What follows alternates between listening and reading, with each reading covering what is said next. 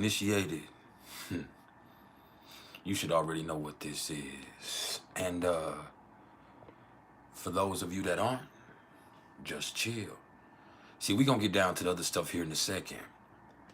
But what I'm always trying to get everybody to understand is everything is vibration. So, before we do anything else,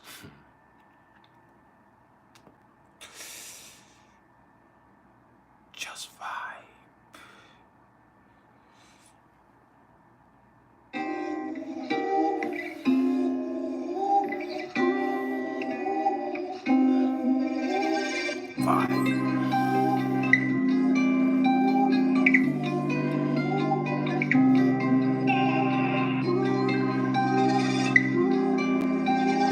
Rock Legion.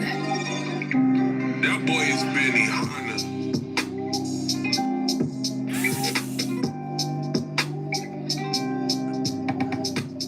Yeah, I like that.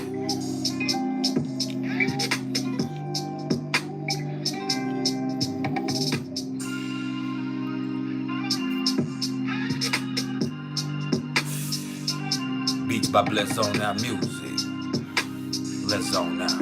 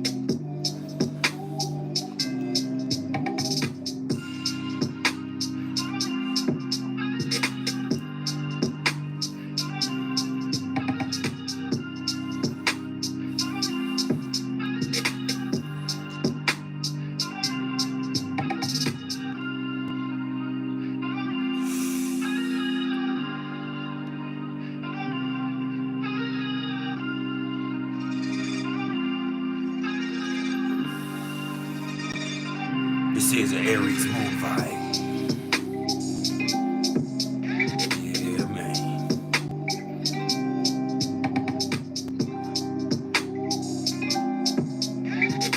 What's up, Carmela McKay? We're gonna take just a few minutes to let a few more people trickle in. And then we're gonna get down to the nitty-gritty. Now, that means we're gonna touch on the transits and elaborate on the aspects that might be affecting you. But then after that, we're gonna get into the PrIcElEs top 5 most difficult life paths in numerology.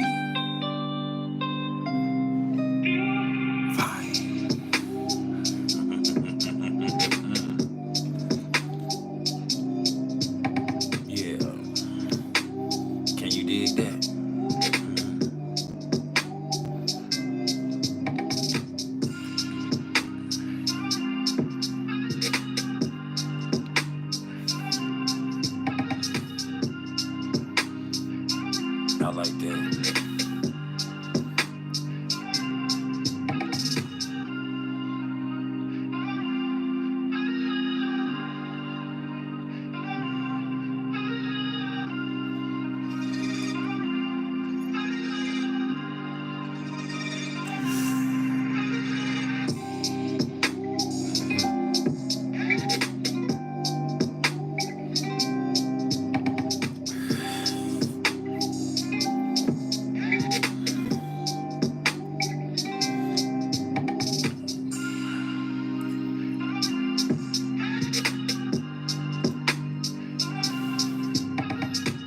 Alicia Marie, how you doing?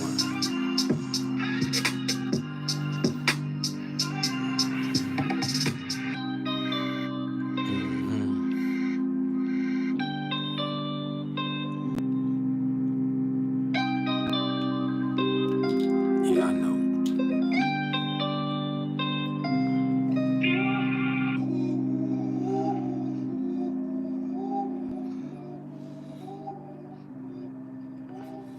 I feel you, bro. And look,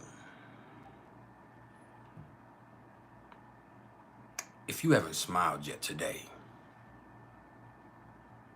now would be the perfect time to do so. And if you can't find a smile for yourself, please allow me to be the smile on your face. Because at the end of the day, all I am is the smile on your face. All I am is the motherfucking vibe. Now, as we get into this next vibe, and with the moon in Aries, I do want to remind you one thing. If you're ever up in the mountains, hiking on a trail, and you encounter me being attacked by a bear, you better help the bear.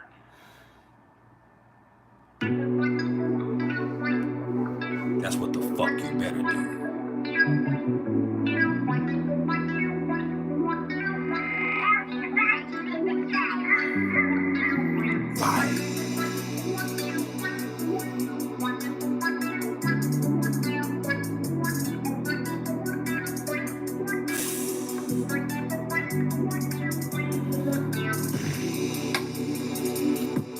Watkins Cat House, how you doing?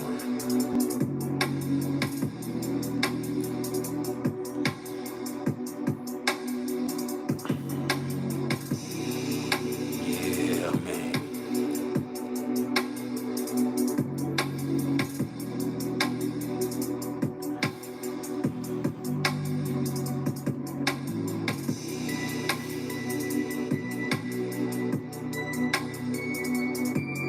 That's beautiful.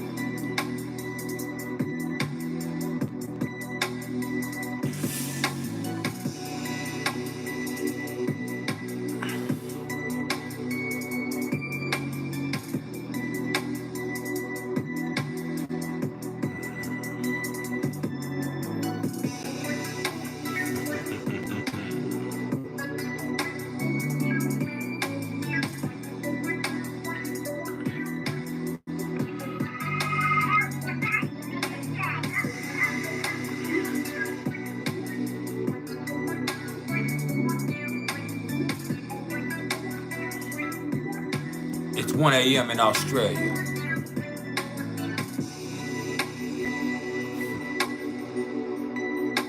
Shout out to everybody down under. And everybody that's down bad.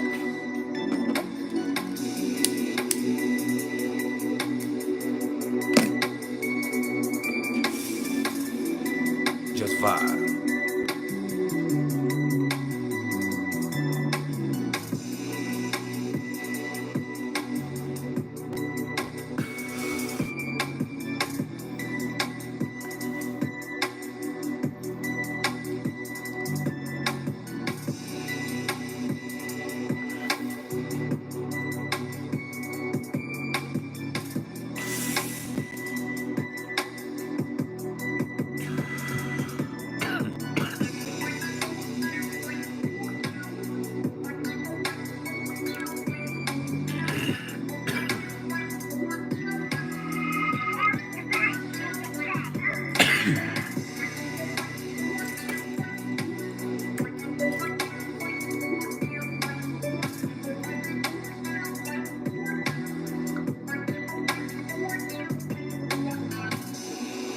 Let it seep in.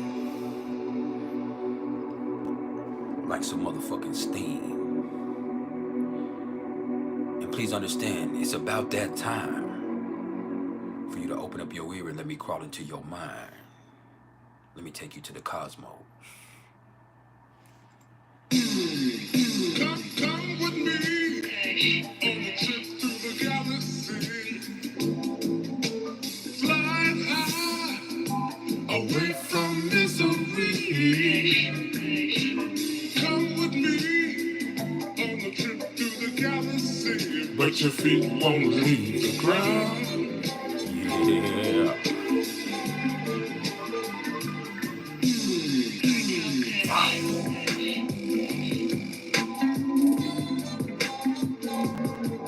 Like I said, it's just gonna take just a few more minutes to let a few more people trickle in, and then we're going to get down to it.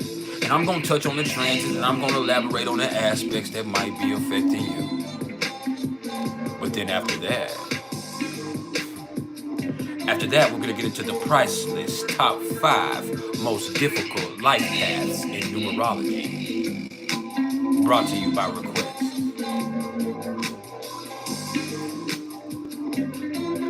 So just cool it.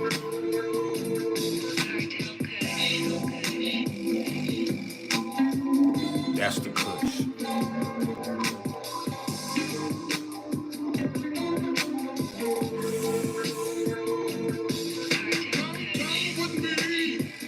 On a trip to the galaxy.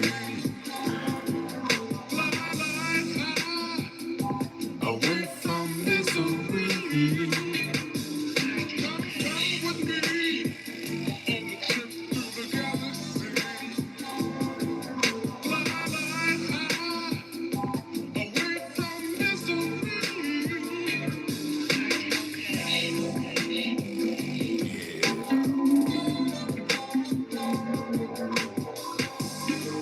Make sure you hit the like button.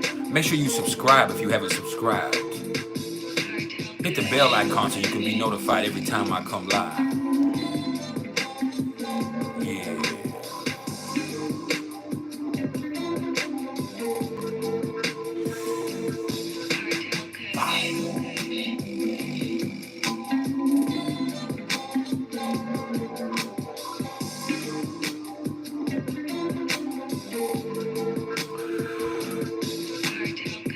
Rare Vision, what's up?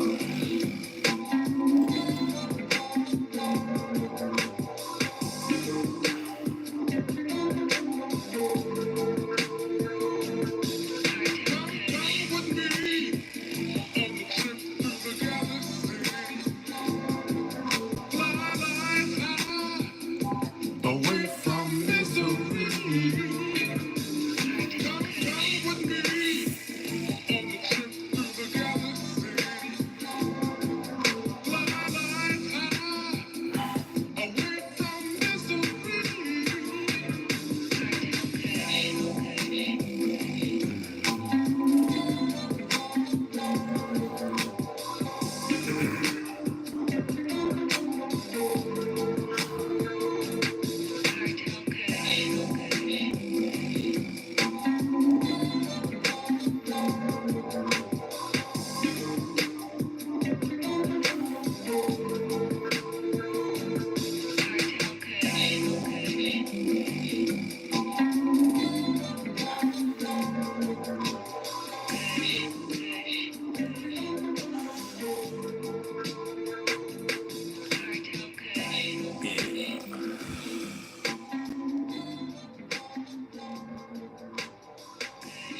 Are y'all ready to get into what's going on cosmically?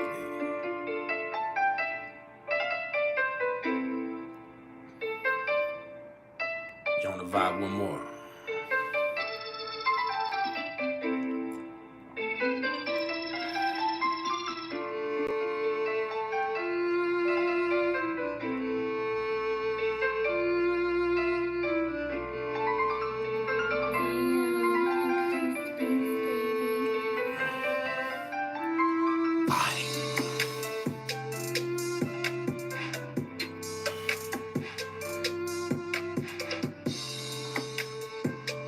Welcome to this Aries moon.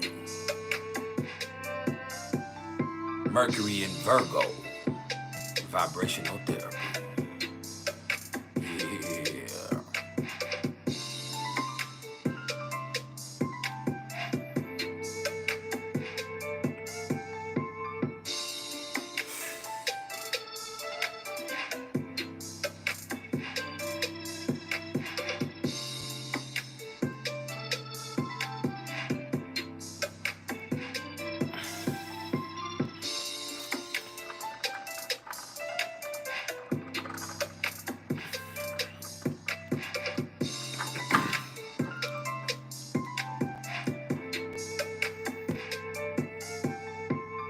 Speak for yourself, Lisa Sims.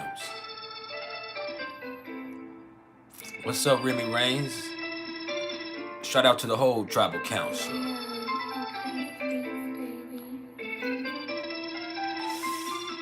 Rain's been a rider since the beginning. That's family.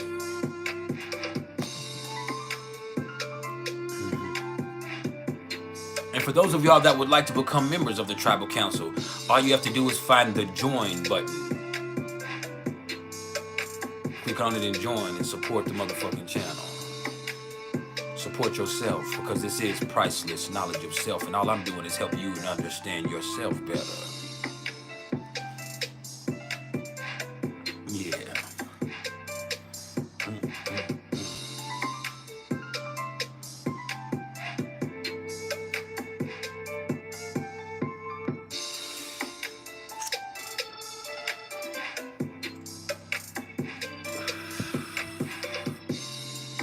Lisa Sims, I definitely do hookups.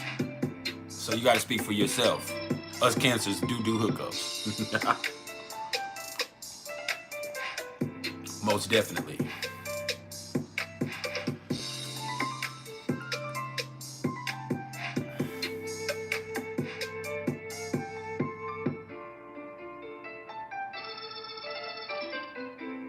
Ooh, that has a beautiful vibe to it.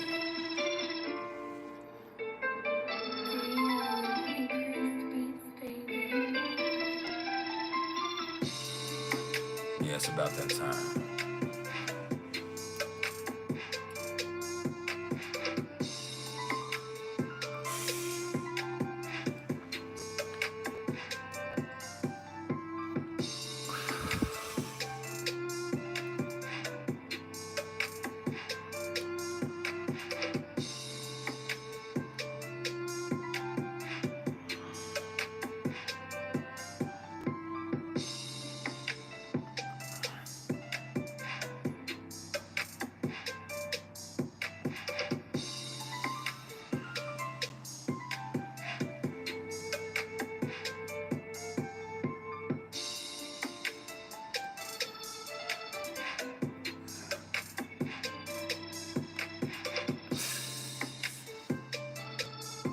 Happy birthday, Reflection. Shout out to my brother.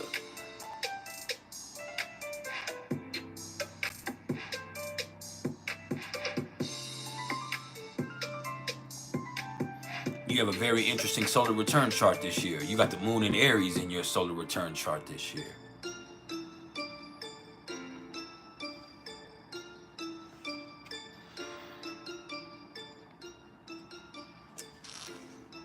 It's gonna be interesting.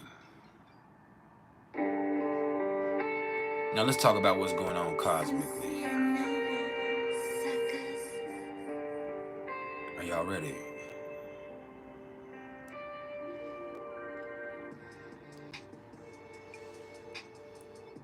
Love 12. Are you still in Narnia? Speaking of which, we will have a meeting next week and have a reading session together. That's what we're going to do since we've got you already. We're going to look at aspects and transits, but we're going to touch bases every few weeks and recenter everything.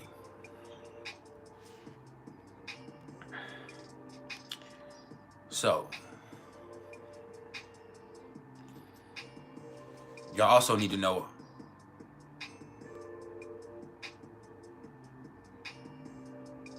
that's awesome. I hope you enjoy your new home. Y'all also need to know I'm ready to take on another apprentice. And Love 12 can attest that we got a lot in. And I'm so proud of her growth and her understanding.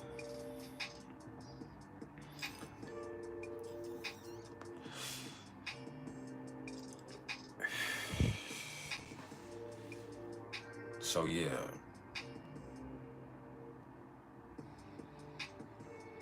I hope y'all ready for that.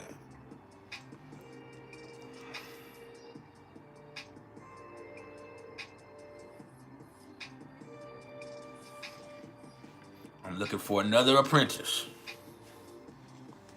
I'm trying to impart you with this knowledge. Not impale you with it, impart you with it.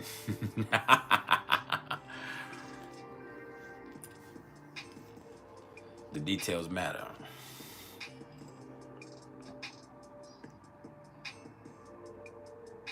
What's up, human nature? How you doing?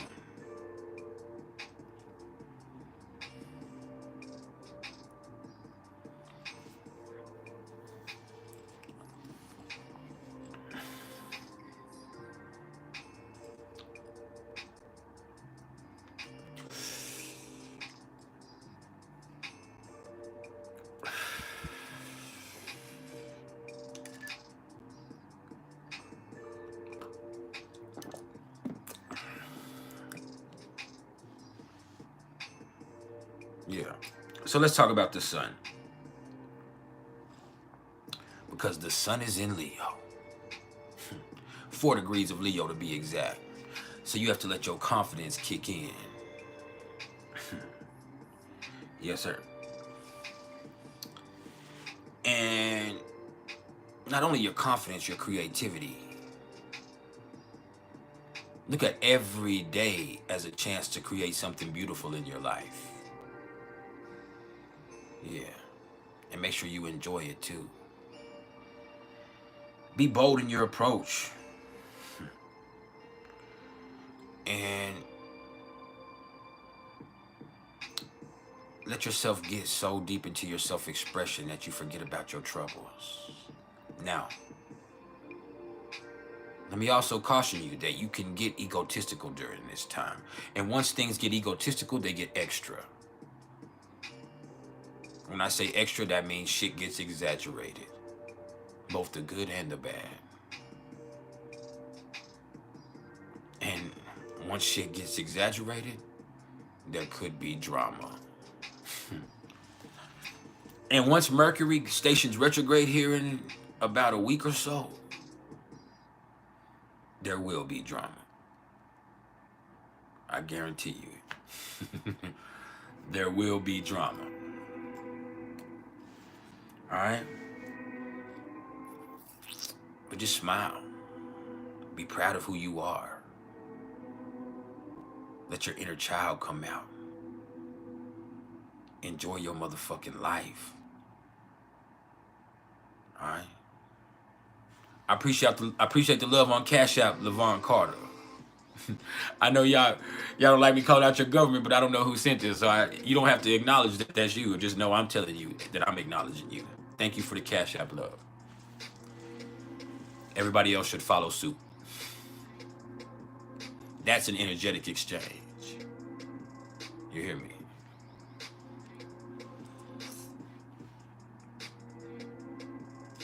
Now, the sun is sextile to Mars still. Actually, the sun is moving sextile to Mars and will do it for another week or so. But the sun is sextile to Mars and opposite to Pluto. And so, here's the thing. Pluto is intensifying the situation, but there can be some humbling experiences with the sun opposite to Pluto and the sun being in Leo and Pluto being in Aquarius. There can be some humbling experiences, but that's just because you weren't really being true to who you are. You were pandering to an audience. And so instead of showing out or showing your ass, just show up. And let your presence speak for itself, or let your creativity speak for itself, or let your skills speak for themselves. And Pluto wants to force out changes here. So let your confidence be infectious. That means feel good about who you are and take that as an opportunity to help other people feel good about who they are. And all it takes is a conversation and some sociability. And the beautiful thing about that is the sun is sextile to Mars. And so with the sun sextile to Mars, and that being Leo and Gemini, that is very sociable. It is very fun. It's stimulating. So you have all of this energy with the sun making an aspect with Mars, but with that sextile, what that gives you an opportunity to do is channel it into a variety of ways. All right, so be fun, be bold, be creative, enjoy it, And don't get too stuck on one thing. All right? And take this as an opportunity with this confidence to initiate conversations. Like I said, you let your confidence be infectious and allow this to really instill confidence in other people. See, I see that in Star. And in our group, as much as people hate on that group, the beautiful thing is, especially in Leo season, people are being confident in who they are, and they're posting pictures, whether it be selfies, whether it be the theme of the day, whether it be thirst traps, whatever it is. They're doing that. And then little by little, every day that we've started doing this the last 4 days, we've seen people come out of the woodworks, and we've seen people feel confident to speak up and say, hey, I've been lurking in the shadows for a couple of years now, but this is my opportunity. I wanted to show everybody who I am. And so there's lots of things that come out of that. So let your confidence be infectious. It's not about getting caught up in an egotistical expression. It's about showing everybody who you are authentically and being proud of that. And that gives other people an opportunity to do that. And with the sun sextile to Mars, whether it be through social endeavors or just conversations, that's how you initiate that. And so be expressive. If you want to do anything with this energy that the sun being an aspect to Mars brings, be expressive. Like, that's the most beautiful thing you can do. Oh, I appreciate it, Levon Wright. Mad love to you, fam. Ooh, that beat right there is a vibe in itself. Y'all hear that?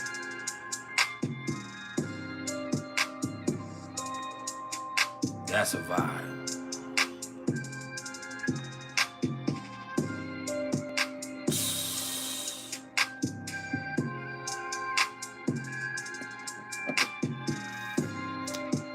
Now, the moon. The moon is now at 16 degrees of Aries.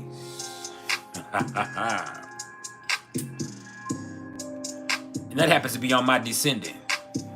And here I am with you. And with the moon in Aries, there's an impulsive emotional nature that comes to the surface. See, everything is sitting right there. So your reactions are immediate. And that can cause some conflicts, but more than anything else, it's honest. It's honest, and I love that. There ain't no pretense here. Motherfuckers are reacting to how they feel. Boom, like that. And people are gonna be feeling more spontaneous, and you know, you're infused with energy right now. Primal energy. Now, when you have all of this primal energy, there can be some savagery. Don't get that twisted. There can definitely be some savagery here. Because once again, people's reactions are immediate. And their feelings are right there on the surface. So if you make somebody feel some type of way, you're going to get an honest reaction. An impulsively honest reaction. So somebody might just tell you about themselves. And in certain situations, there can be some violence with the moon in Aries. That's the thing with that. Is there can be some violence because people are reacting. Boom. And so this shit is crazy. I talk about it a lot, but here's the thing. When it comes to Tupac Shakur, it was his Gemini energy that made him so intelligent. It made him so versatile. Made him so fucking famous. But it was that Aries moon that got him killed. Tupac, as much as he had beef with people, he didn't get killed because of his beef with the East Coast. Tupac saw someone that he didn't like in Las Vegas, a Crip. And Tupac knew his people had problems with that people. those people. And so he just ran up on him. He didn't think about it. He ran up on him and bombed off on him. Tupac has a song called Bomb First. And I say that to kind of put Aries moon energy into perspective for you. It is very honest. And when people show you who you are, who they are, believe them. Now, let me tell you something else.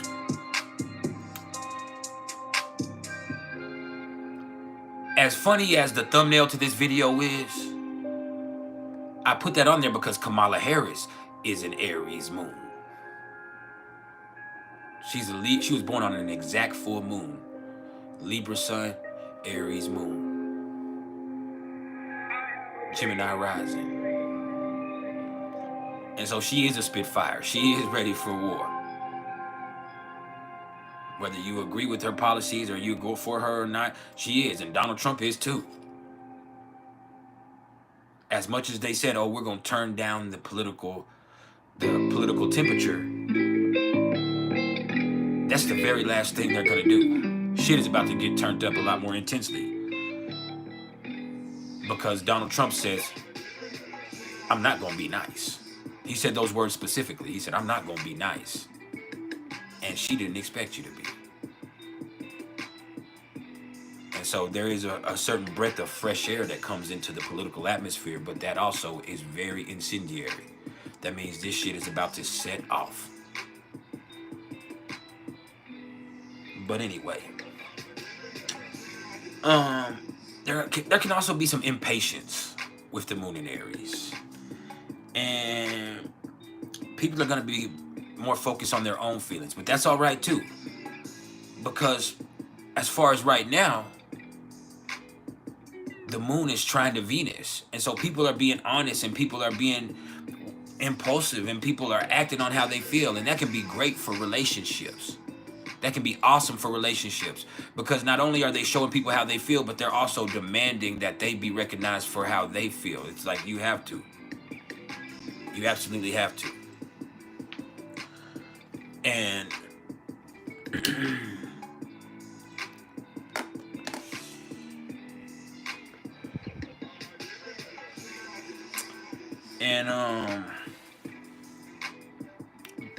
at the same time, there can be some stuff where when the moon is normally in Aries, people aren't very considerate of other people. But with the moon trying to Venus, it's like naturally there's a confidence and a boldness that kicks in to where people, if they care about you enough, they're going to show you. They're going to, and it's not about you're not considering their feelings. It's because if you love somebody right now, you're going to show it. With that trine between the moon and Venus, and with it being fire, there's this possibility of a deep and immediate sacrifice for somebody else. People feel so strongly for you that they'll go to bat for you. They'll fight for you. Take a bullet for you. And so that applies both literally and figuratively. And so ultimately in this expression, what we're going to see is people just like, man, you see where we're at. This is where we stand, and I'm proud of that. But there's also going to be some energy to where people are going to get frustrated really quickly with things that aren't adequate to their expectations or how they feel. But people are going to be fearless today. And with the moon trine to Venus, people are going to be fearless in love. Fearless in love. And they're going to act instinctively. And it is going to be positive because people aren't second guessing themselves, and other people can't second guess your intentions because you're letting them be known. They're on display. But there can also be some issues. Now, as the day progresses and we get into this later on this evening or tonight, the moon is going to come into a conjunction with Chiron. So there's probably going to be some stuff that comes to the surface that needs to be addressed, but that's okay. That stuff that comes up that needs to be addressed is just the opportunity for you to get past it and move forward, even if it's uncomfortable. And so there might be some confrontations, whether it be emotional confrontations or internal confrontations, or confrontations with issues, or confrontations with memories, confrontations with feelings, or confrontations with other people. That's okay, because as this confrontation comes about, you're kind of forced to acknowledge that feeling that comes with that, and then that gives you the opportunity to fearlessly take care of it. So that's beautiful in its own right. You just have to do it. Do you hear me? You just have to do it. And it ain't nothing to it but to do it. That's what we say in the hood. Ain't nothing to it but to do it. I don't think you hear me though.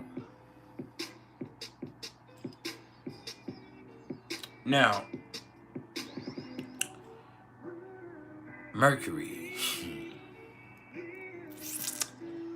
Mercury is now at 0 degrees of Virgo. And Mercury is in that pre-retrograde shadow phase. So that means it's slowing down.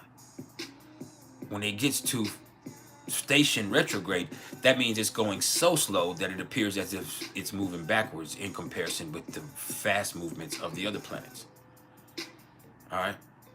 And then we'll have Mercury, Saturn, Neptune, and Pluto all in retrograde. And then at some point, Uranus and Chiron will station retrograde. And then after that, Jupiter.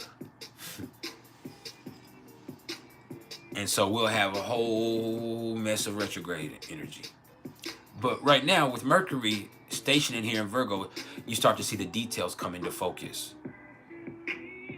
And so people start to be really picky about what they want and what they expect. And people start to see the discrepancies in things more and more clearly, because this is the pre-retrograde shadow phase. And so people become more detail-oriented, but also beyond that, I would say that people start to pick things apart. And then when Mercury does fully station retrograde, that's where a certain anxiousness or anxiety kicks in. Because people are worried about little bitty small shit, and people are thinking too much. And when you start thinking too much as you want to do things perfectly, it also makes you make mistakes. That's what happens. You start thinking too much, you start overcompensating, and then you make mistakes. And then you also can have some mental exhaustion, because you're just fucking thinking, and picking everything apart and dissecting everything to the point to where it ends up giving you anxiety and mental exhaustion. And that makes you inefficient. And then it makes you have an attitude with other people. Now, you could also, with Mercury retrograde, see those vehicles messing up, or you see little bitty errors come, especially with the Virgo, little bitty errors coming into focus, and people being like, damn, fuck, you know, this little bitty shit keeps throwing me off, or this little shit keeps coming up. Well, it's something that needs to be fixed. But you're just gonna start to see that situations with this right here become very, very detail oriented. And so today, the small stuff matters. I need you to remember that. The small stuff matters.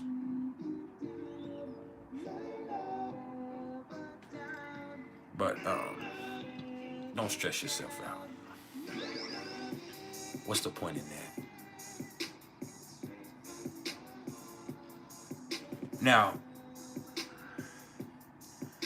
I need just a few more of y'all to hit that like button. I need a few more of y'all to subscribe. I need to see some super stickers, some super thanks, some super chats. You hear me? Tap in, chat. Tap in. It's a beautiful day. You're beautiful people. I feel good. I'm here trying to make you feel good. You hear me? Smile right motherfucking now, or I'll knock all this shit over. The moon is in Aries. I'll knock this whole shit over. We'll fuck up the whole setup. You see, I got mad at the Dallas Cowboys and Jerry Jones, and I just ripped the fucking blanket down back there. I tore that shit down. I said, man, fuck this shit. I was eating dinner last night, and I was sitting at the kitchen table, and my son was sitting behind me.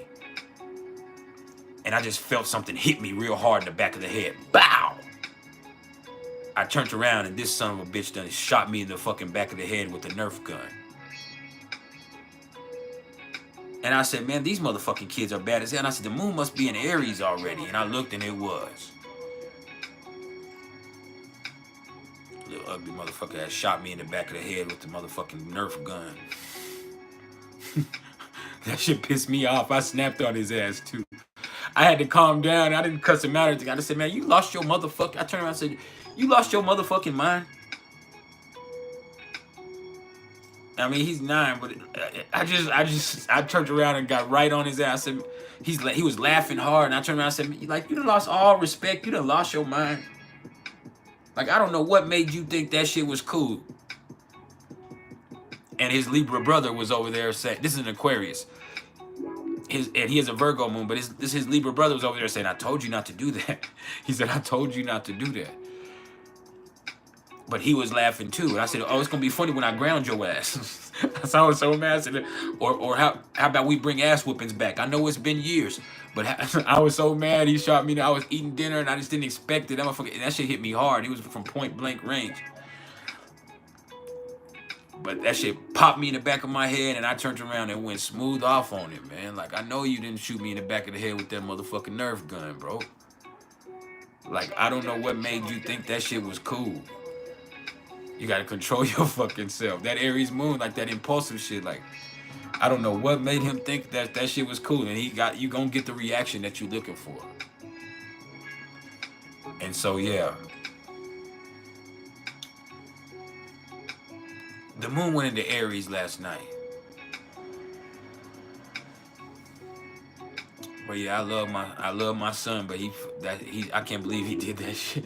Now we play Nerf gun fights sometimes, but not when we eating dinner. I don't know what made you think just to point that gun at my head and pop me.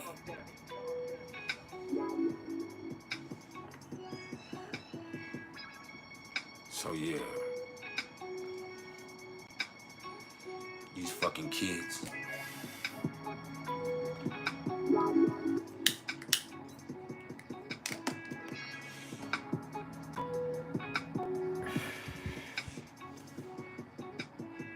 And the moon is in Aries. Kids are going to be better. When the moon is in Aries, that's another thing I forgot to say. Kids are going to be better.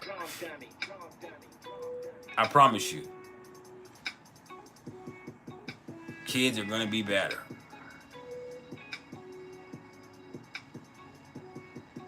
For real.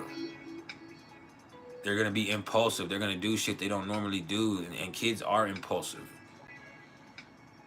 And so it's going to be where, yeah.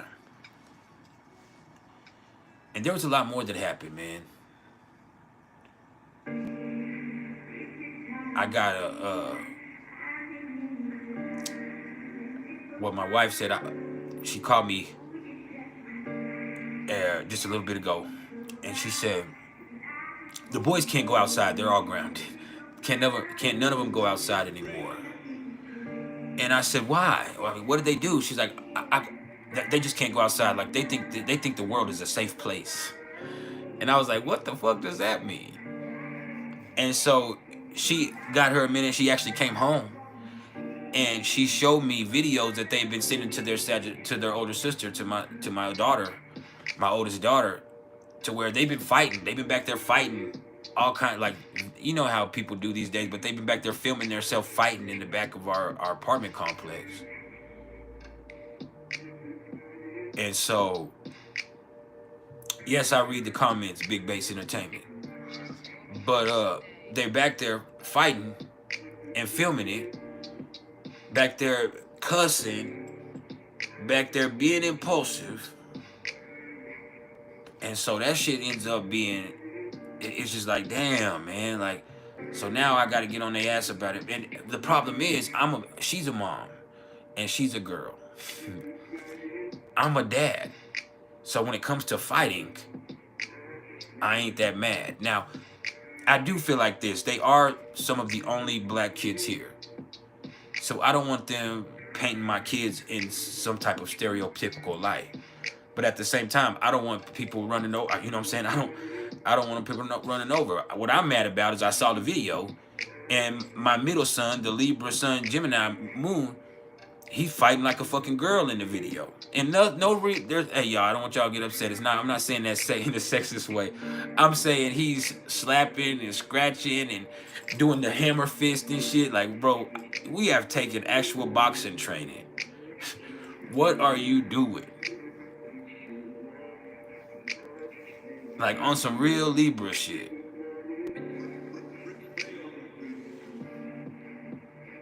Yeah, on some real Libra shit. Like, why are you doing that? And his mom, she's a Capricorn, Aries rising, and that's what she's mad about him fighting. But she's also like, and if he's gonna be fighting, he can't be fucking fighting like that. She said that shit pissed me off. That shit is embarrassing. She's like, if you're gonna fucking fight, you need to fucking fight. All that fucking pity pat shit. And I'm like, I don't want him fighting, but at the same time, like, you can't be letting these people handle you in some type of way. But yeah, this is some Aries moon shit. So I'm gonna have to take a step back and look at this from a proper perspective instead of reacting impulsively to everything. Because right now, I'm like, I don't have a problem with them fucking fight. I have a problem with them fight. See, I'm back and forth. I do have a problem with them fighting, but I'm not mad about that shit. I don't think they should be grounded because they've been back there scrapping. They're 9 and 13 and 14. But she's like, I don't want we can't have the fucking police at the door. And I know that. She's like, we can't have the, and I know that. And she's like, and plus we don't want to paint them in a certain light. And plus, what happens when one of those kids gets scared of them and come back and kill them? And all of that's true, but all of that is a possibility in anything. That's just a part of life. As sucky as it is, that's a part of the world that we live in.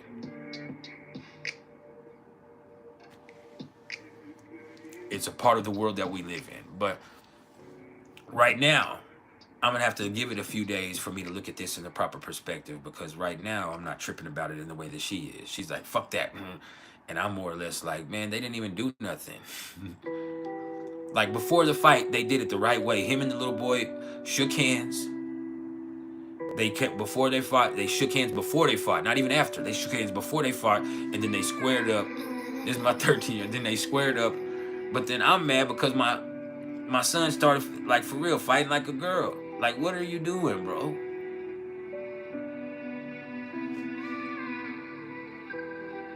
And, maybe it's because I was raised in a different era, so I do need to look at it from a spiritual perspective. Because, when I grew up, that's what we did. We used to play a game called 30 seconds, which most fights last 30 seconds, but just for fun. Like, we'd be like, all right, you want to go 30 seconds? Or if you start arguing with somebody, they say, what, you want to go 30 seconds? Especially if it's your friend. If somebody else, you have a real fight. But when I was in middle school and I was 11, 12, 13, from about 10 up, like, if you start getting an argument, you say, well, let's go 30 seconds then. And so what you do is you square up and you go 30 seconds fighting. And sometimes it was a real fight, and sometimes it was only body blows. You couldn't, or wrestling, you could wrestle in body blows, but you couldn't hit each other in the face because you're friends. But in a real fight, there's all kinds of stuff. But it's just like, that's what we used to do. But this is a different day and age. And I don't like the stuff with the phones. And so seeing them do the thing with the phone, that is annoying. Because you have evidence of everything. And then you sending it to your sister. I'm upset with my middle son because him sending it to his sister, he thinks that shit is cool and cute. That lets me know how he thinks it is. He's sending it to her and thinking it's cool and cute, but he doesn't realize she's a whole adult now. As much as that's our baby and she grew up in this house, she is 21 years old. Will be 22 in a few months. And so with her, and he's only 13. And so with her, it's more or less like she doesn't look at it the same way as you do, son. Now, she did before because there's videos of her fighting because she was a Sagittarius and her mom used to do that shit. It used to piss me off. My daughter, I used to be so mad. My wife, that Aries rising and that Capricorn, like, there used to be times where, my daughter boxed. She actually boxed. But she's a Sagittarius with the Cancer moon and Virgo rising. But there would be times where, because my daughter with that Sagittarius, she was messy, there was times where my wife, I'd be in there, come home from work or getting ready to go to work, and my wife would be like, we'll be right, I'll be back, I'm finna take ThE over here to fight this girl. And I say, what? And she say, well, this girl's calling ThE out. And so we're gonna take ThE over there, and ThE is finna squabble with her. That's what, and I'm like, y'all, you taking her over there to fight? Like, act like some ladies, man. I be like, act like some ladies, and they're like, no, fuck that. If we're gonna go over there, we're gonna go over there and do it the right way. And I'd be like, man, this y'all crazy. But that's my daughters. So maybe like I said, I just need to look at it from the proper perspective all the way around. But right now the moon is in Aries, so I'm looking at it in this Aries perspective. Like, man, I'm not fucked up about it. If somebody fucks with you, you got to let them know that you're not to be fucked with. And so at this point in time, I think I need to give myself a few hours before I react to it with my children. But yeah. What's up, Marinia?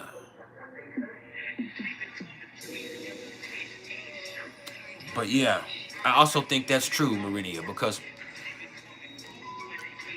I don't like the way that somebody was filming my son fight. And I've also thought about that. I don't like the way that somebody was filming my son fight, like he's putting on a show. Like, and I told him that, like, I don't want you putting on a show for people. Because he has his moon in the 5th house like me, and I have a tendency to entertain that type of shit too. He just has a Gemini moon in the 5th house. I have a Pisces moon in the 5th house. He has a Libra sun in the 9th house. I have a Cancer sun in the 9th house.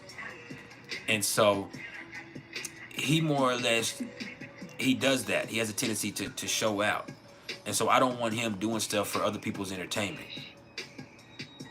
And so looking at it like that, there's just a lot of stuff that I have to take a step back and look at it from the proper perspective, because obviously I'm not assessing it in a healthy way. And it's this, I'm blaming the Aries energy. And it's on my descendant. It's right there in my 7th house. So a lot of this has to do with how I deal with other people and less with myself, but way more with how I deal with other people. Because my ascendant is 16 degrees Aries. 16 degrees Libra. The moon is 16 degrees Aries. But back to Mercury and Virgo.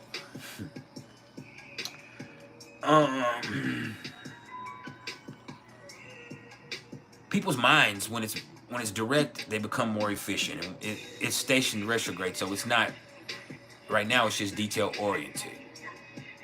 Sometimes you can overwork yourself mentally with this. And people are sharper usually. But right here, people are too locked in on small shit, and that right there can make them less sharp than they need to be. All right, and then certain times, perfectionist tendencies can get in the way of efficiency. So yeah. Now this is a perfect time for you to edit stuff, though. I will say that if you have stuff that needs editing and you have some things in your life that you need to work on, this is the perfect time to put them in the perspective that you need to, and take care of them bit by bit by bit, and take a procedural approach to your problems. And that can be really beneficial. All right. Now Mercury is square to Mars, though. And Mercury is going to approach this square to Mars over the next couple of days. And this is interesting in its own right. Because with Mercury in that square to Mars, and this being Mercury in Virgo and Mars in Gemini, this is very mercurial in the effect that this right here is going to be arguments. Arguments that just come up for little bitty stuff, and people arguing and bickering. And people are going to be cold-blooded with their comebacks right now. As a matter of fact, yesterday, as funny as it was, for those of y'all who know who Miss Netta and Charles are,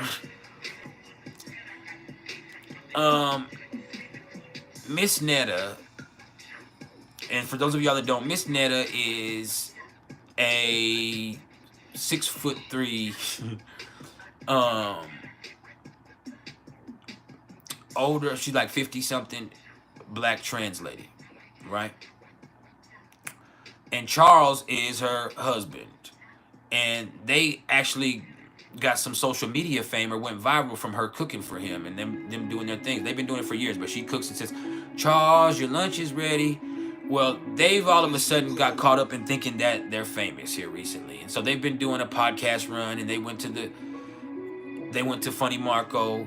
They went to that's what I meant by the podcast run. But they were on Tia Kemp. But yesterday speaking of Tia Kim, yesterday I was just happened to be scrolling on Facebook, and I scrolled into a video where Tia Kemp was firing Miss Netta's ass up. Like, I ain't never, ever in my life seen somebody get roasted so fucking nastily. And I've seen some horrible roast sessions, but she broke Miss Netta's ass off something proper. Like, oh my motherfucking God. Like, for real. Like, I ain't, like, everything that was wrong with her, she told her everything. Everything I'm talking about went off and roasted her. And then was calling Charles in there. Like, hey, come here, Charles. Don't you run either. I was like, this shit is crazy. And I usually don't get caught up in the mess. But when I saw that shit, like, that motherfucker broke Miss Netta off. And I don't know what I would have done. Like, I don't know what I would have done. If y'all get a chance and y'all are on social media, whether it be Instagram or maybe it's on YouTube here, or Facebook especially has it, go in the video section and search Tia Kemp roasts Miss Netta. Because she did that shit yesterday, and that shit was probably the most cold-blooded shit I ever seen. I mean, she went off on her. And there's gonna be some shit where people do that shit right now, where some small shit bothers somebody, or there's some stuff where people are arguing, and that shit right here is gonna get nasty. This is Gemini and Virgo, and this is Mercury square to Mars. And so there is gonna be some shit where people are talking a lot of shit right now. People are gonna be talking a lot of shit.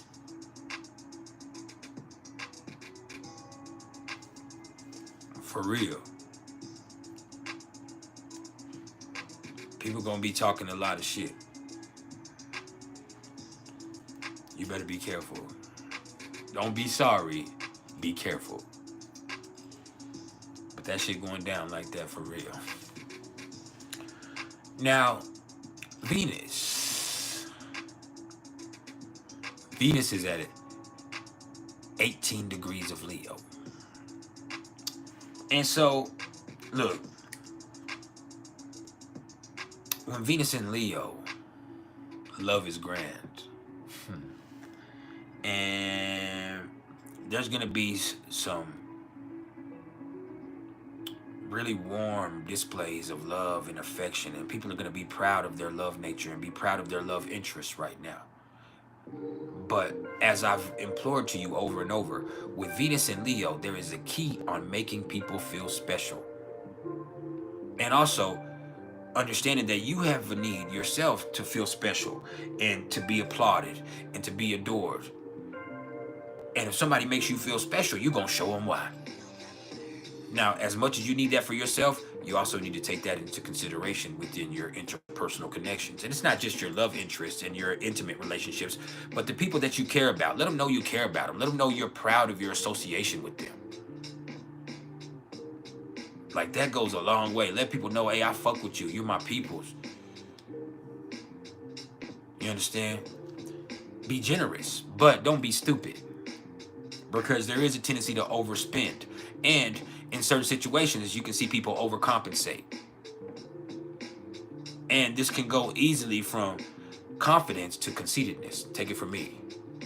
I have Mercury in Leo. And I am conceited. And it's great to be confident, but sometimes I'm way too cocky and conceited. And so that is something that I'm aware of, and it is something that I'm willing to work on. But it's hard because humility ain't my strong suit. And there's going to be a lot of passion. Proud passion, playful passion. You know, this is where you allow your relationships to bring out the artiste in you. Yeah. What's up, Ms. Lopez? Let your relationships bring out the artiste in you. I like that.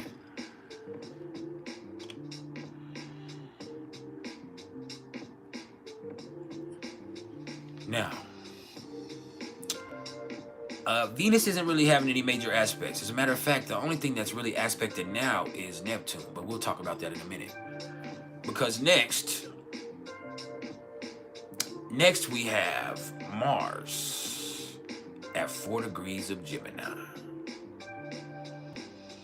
And look, with Mars in Gemini, how do we put this? Because words matter with Mars in Gemini. There's just more energy for people to engage in stuff that's mentally stimulating. People are going to be quicker with their mind and quicker with their hands too. And people are more communicative and they like connecting with other people.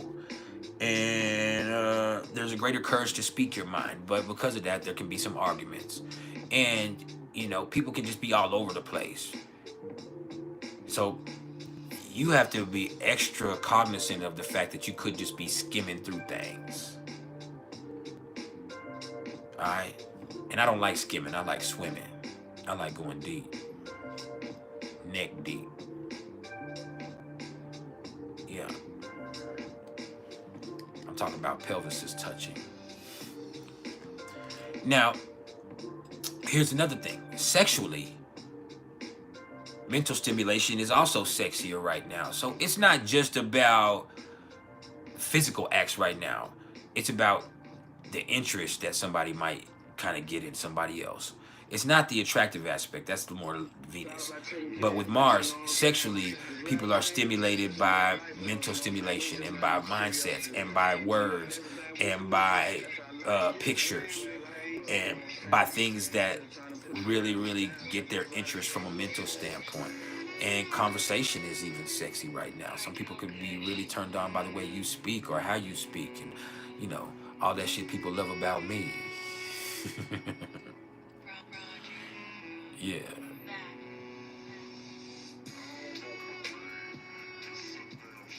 That's a vibe.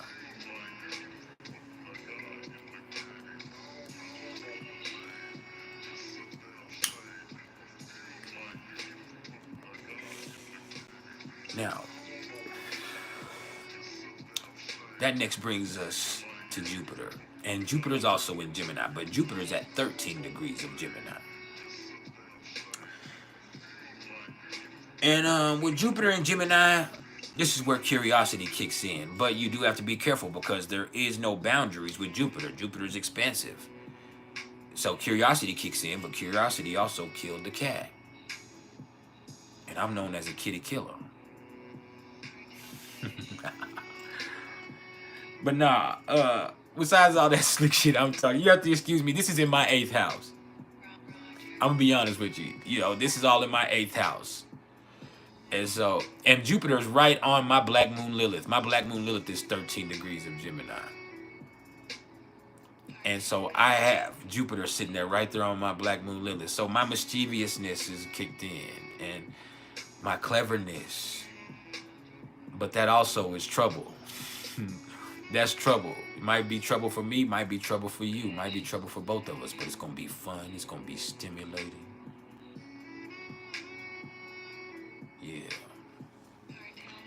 And look, with Jupiter and Gemini, there's going to be good fortune or luck or blessings wherever the mind is stimulated. So keep yourself stimulated, but don't get overstimulated because that's also a possibility because Jupiter is expansive and it doesn't have boundaries. Do you feel me? And so you can get overstimulated and you can get involved in too many things at once and that can end up causing an issue for you or anybody else. So be careful. If you get too many irons in the fire, you run out of fire. And vibe. Yeah.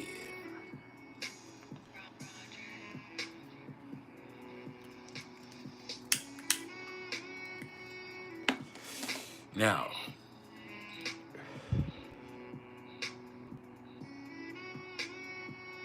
smile right now before I get mad. That next brings us to Saturn. And Saturn's in Pisces. But Saturn is retrograde. And Saturn's going to be retrograde until November 15th. And so with Saturn sitting in Pisces retrograde, let me be honest with you.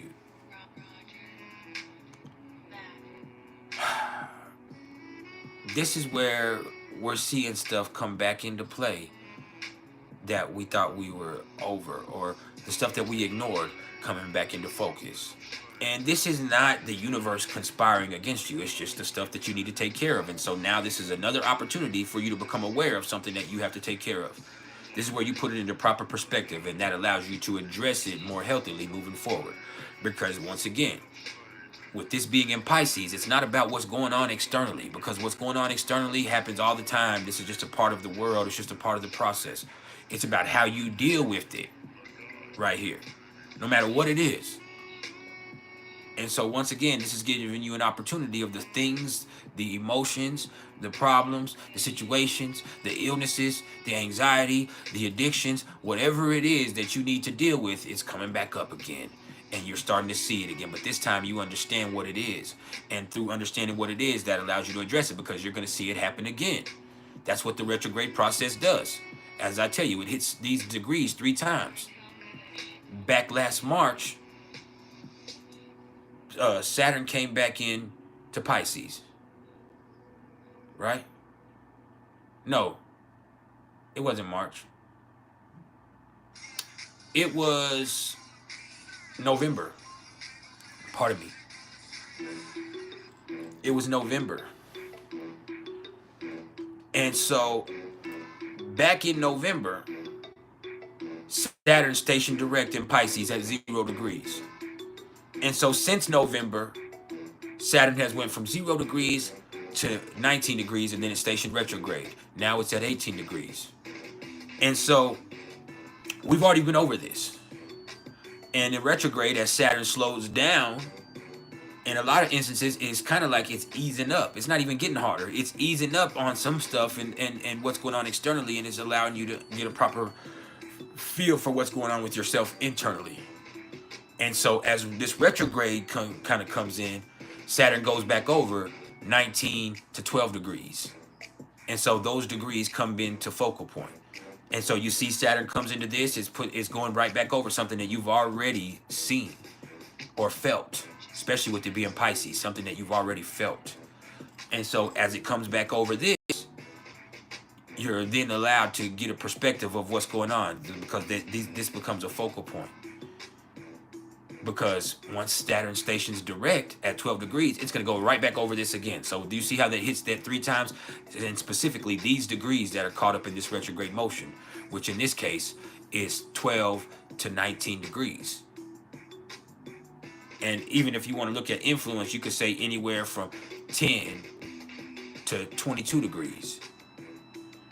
And so this is going to be that 3-time hit. It goes over it, then it comes back over it, which allows you to recognize it. And once you can recognize it, it's not a mystery anymore. This gives you the opportunity to process it. And so that can be a lot more helpful in your growth, in just understanding, okay, this is what it is. How do we deal with this? How do we get past it? And sometimes it's not something that's easy. And sometimes it's not something that's quickly remedied. But this is also the time where you have to figure out how you can deal with that. Hey, it is that bad. Hey, this is an issue. So how do I deal with it? Because me worrying about it or me having anxiety is only making it worse. And then you also get the chance right here to see that, oh, this way I'm feeling towards this person is there because of this, or there's no real problem at all except me thinking that there's a problem between us. And so this is where things come into perspective. But what you do with that is what you do with that. And hey, it doesn't matter what you had reactions to before or how you dealt with things before. It's about how you deal with things now. Because just because you're built like that, it doesn't mean you have to build like that. You hear me?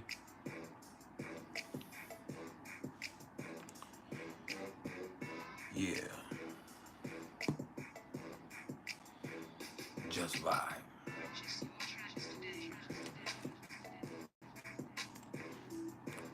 Now,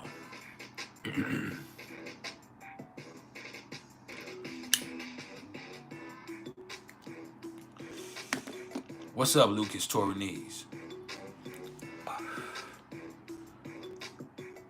Now, let's talk about Uranus, or Uranus, or Uranus, however you want to, what's the word?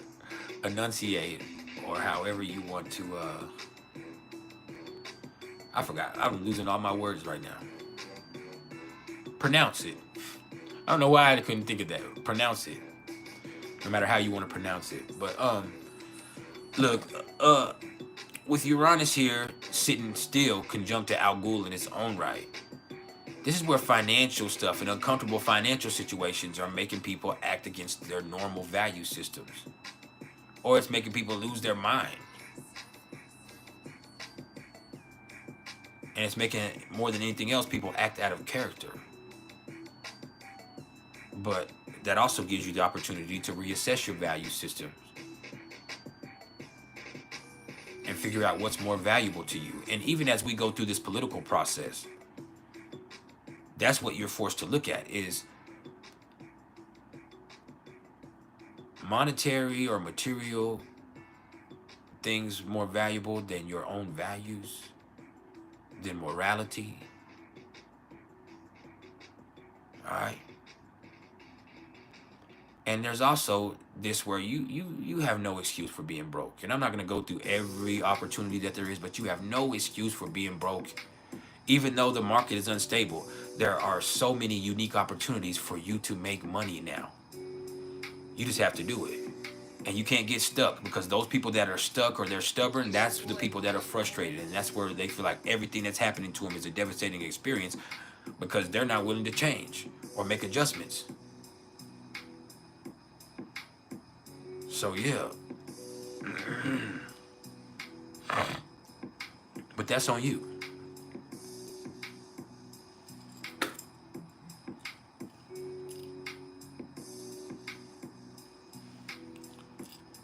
What's up, Imbradon? Now, Neptune is at 29 degrees of Pisces. And it's retrograde. And Neptune's going to be retrograde until December 7th. What's up, brother Saturn? And with Neptune sitting there doing this right here, look.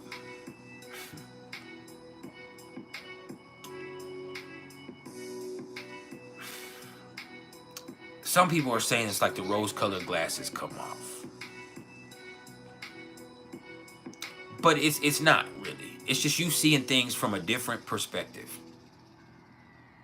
And so the problem with that is it makes you question yourself on what you were seeing before or how you were seeing it before. But you still have to be careful that you're not caught up in a projection. And so you're seeing things differently and you're just being realistic. But are you? Because what is real? Because real ain't even real no more. And your perspective is what makes something a reality. And so looking at all of that shit, it makes you really start to question your own decision-making processes and things. And this happens for half the year, really. And so you see people start to look at things differently and they start to handle things differently and manage things differently. But sometimes it's not going to be the best things for them. Where in other times it is, because they're not so caught up in the culture or they're not being tricked by these trends. And so it's just interesting. It's really about how you do it personally. And the good thing about that is that means you can separate yourself from those things that are going on externally right now, and you can let your own inner compass be your guide. So judge off how you feel. And that's the best way that you can differentiate between reality and fantasy. Is just go off your gut. Alright? You have a main line to the divine that resides inside of you. You just have to tap into it. Do you hear me?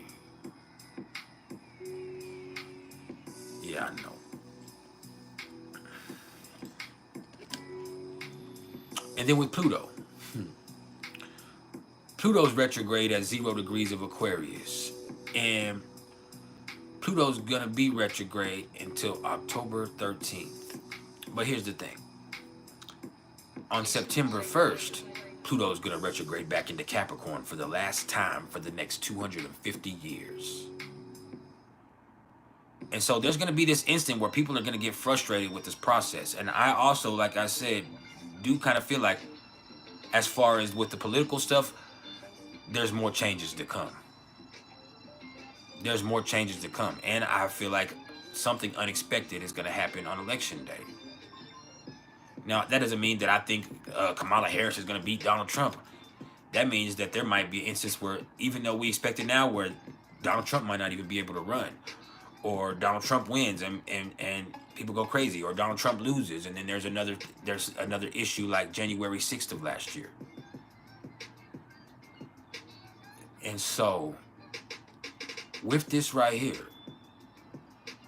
what we see is things have changed. We see how quickly things change and how quickly things progress and how quickly all of a sudden everything changes.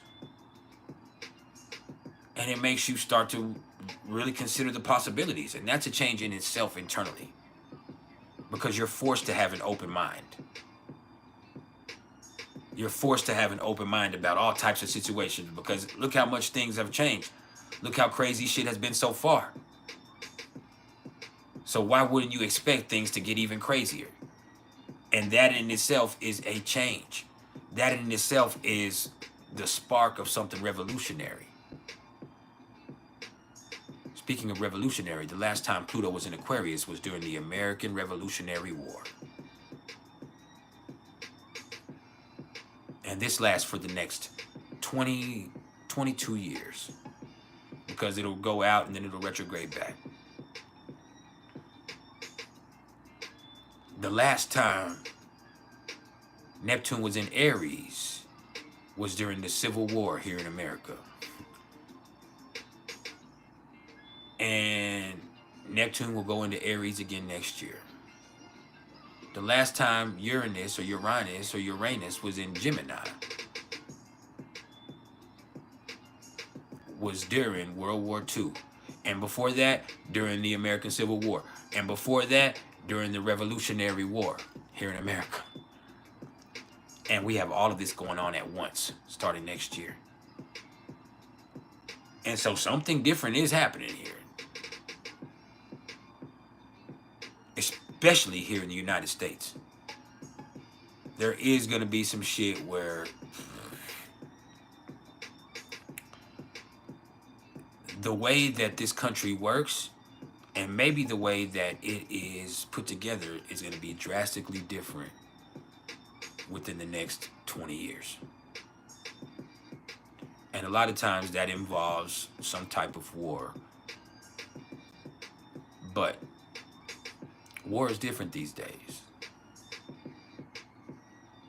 So, this is not fear-mongering. This is truth-telling. Keep an open mind. Keep an open eye. You need an ever-active intellect. That's how you deal with this.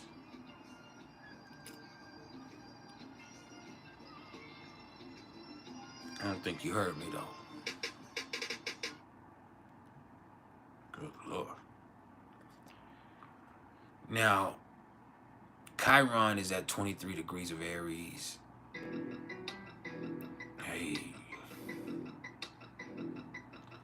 And look, with Chiron at 23 degrees of Aries, guess what?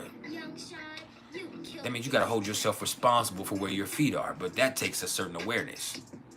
Aries provides this awareness. You realizing where you are in life, or where you're not, gives you an opportunity to do something better. That awareness allows for acknowledgement. That acknowledgement allows for accountability. That accountability allows you for actions that lead you towards healing, or towards prosperity, or towards whatever is in your future. And it takes an action-oriented approach. So there's going to be some shit right here that feels forced. It feels forced. It feels like your hand is being forced because of this or because of that. But it's, hey, this is the confrontation you needed. This is the growth you were looking for. This is the opportunity for you to make things better in your motherfucking life. And it ain't nothing to it but to do it. So do it. Do it, motherfucker. I don't think you heard me, though. Yeah.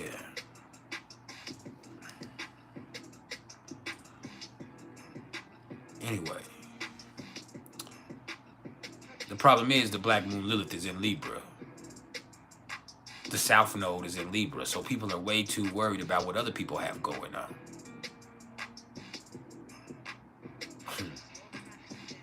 In certain instances, they're indecisive. And in other instances, they're looking for somebody to do it with them. Or they're worried about somebody's opinion of what they're doing. There can also be some dishonesty. And the dishonesty is not ill-intended. It's because they didn't want to hurt nobody's feelings. They didn't want to make nobody mad. There can be an aversion to conflict, but what's that going to do? What's that going to do? Nah. You got to confront life head on. The North Node is in Aries. 9 degrees of Aries, to be exact. You have to take an action-oriented approach to your life. You got to be actively experiencing your truth. Not speaking it, experiencing it. That means you got to do what's right for you in every situation, regardless of how anybody feels about it. You got to work on your shit. And that's actually the best thing you can do for your relationships and for your interactions and for the world. Is work on your shit. And I can work on my shit. And Meridia can work on their shit. And Watkins Cathouse can work on her shit. And Smoldering Embers can work on their shit. And Sports Kid can work on their shit. And Reflection can work on his shit. And Tiger Lily can work on her shit. That's all you gotta do. Work on your shit. I work on my shit. And then the world is a better place.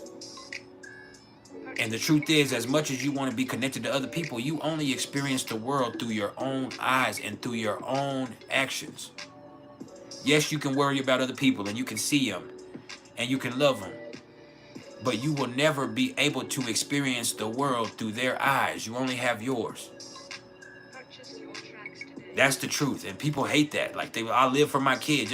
But the truth is, you can't.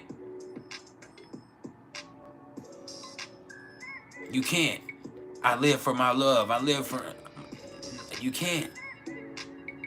You can only live for you. You can love other people in that. But you can only live for you. And so, the first thing you got to do is what's right for you. That's the best help you can give anybody else. Because like it says in the Bible... And I'm not Christian, but this is this. How are you going to go get a splinter out of somebody else's eye if you have a log in your own? And so what you got to do is do what's best for you. Work on your shit. Experience your truth. You hear me? That makes things a lot less complicated at the very least. And it makes life more honest. Yeah, I'm on that. Now, as far as the numerology of the day, we're in that 5 vibration today. But there is an 8 to it. So there's going to be some changes today. There's definitely going to be some changes today. There's going to be some stuff that comes up that forces changes in your life. But those changes allow empowerment. They point you towards success. And so you have to be somebody who confronts change and take risks. And that will pay off drastically for you today. And you ask, how do we get to the 5? I always like to tell y'all how to do this so that you understand how to do it yourself.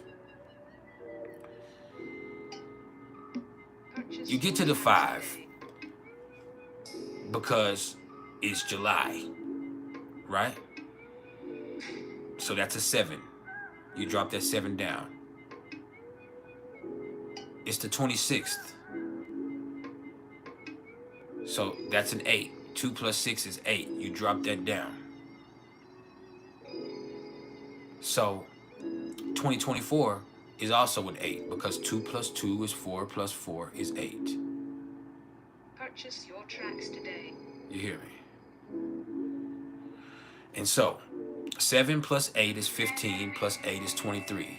2 plus 3 is 5. We're in the 5 vibration ultimately today. But the 8th is a day. So if you want to look at the date, you could add a certain connotation to this. And so that's what I do in my numerological process is I add the energy of the day also.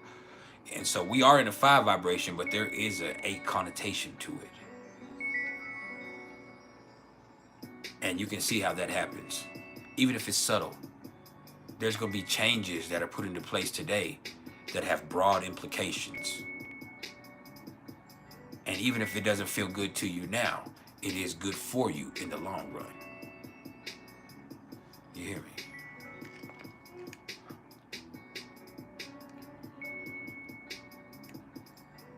And so that's all I got to say about that. What we're going to do now is get into the PrIcElEs top 5 most difficult life paths in numerology. And speaking of which, I'm telling y'all now, if you haven't gotten a numerology reading from me yet, you are selling yourself short. All right? My numerology readings, they're life-changing.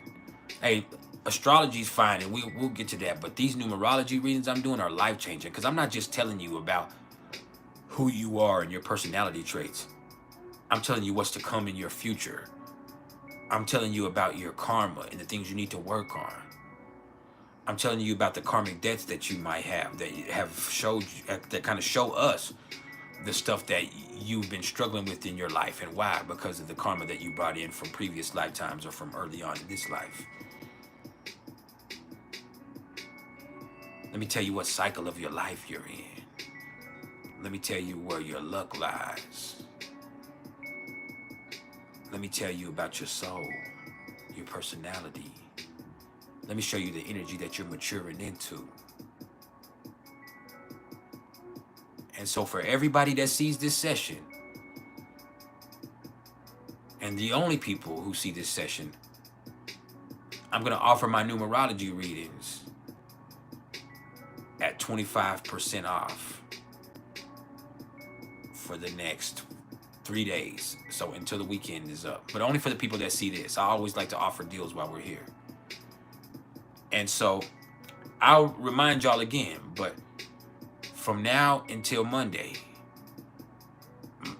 if I'm having a numerology reading that's usually $99 for a 30-minute recording, then this one is now going to be $77. Matter of fact, make it $69. We'll do it for $69. And that shit's going to be life-changing. And if you're interested, get at me in my email, which is mr.turner1300@gmail.com. And so, hold on, let me send this text right here.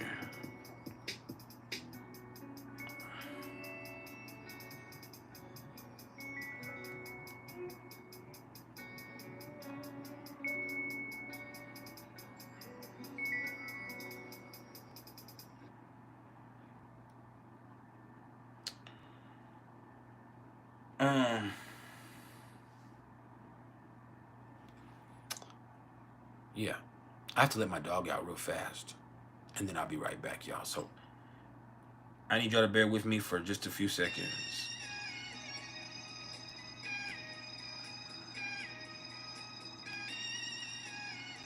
And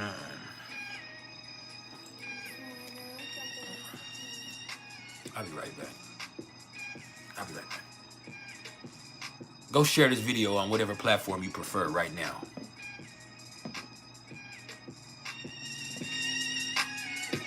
I'll be right back.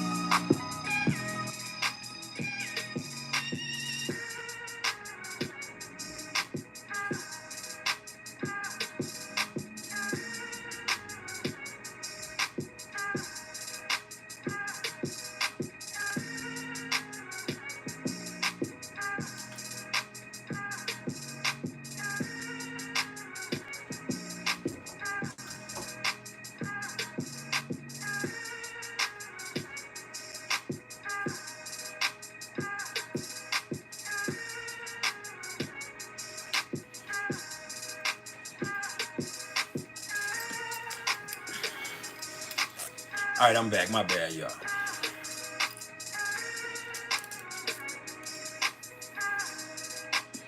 So are y'all ready to get into the PrIcElEs? Top 5 most difficult life paths in numerology.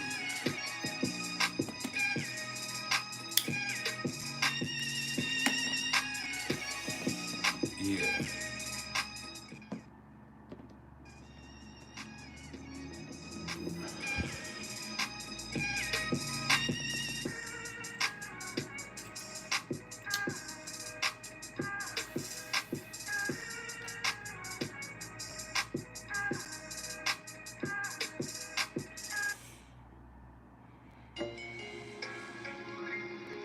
Delante Bay, do your thing then, fam.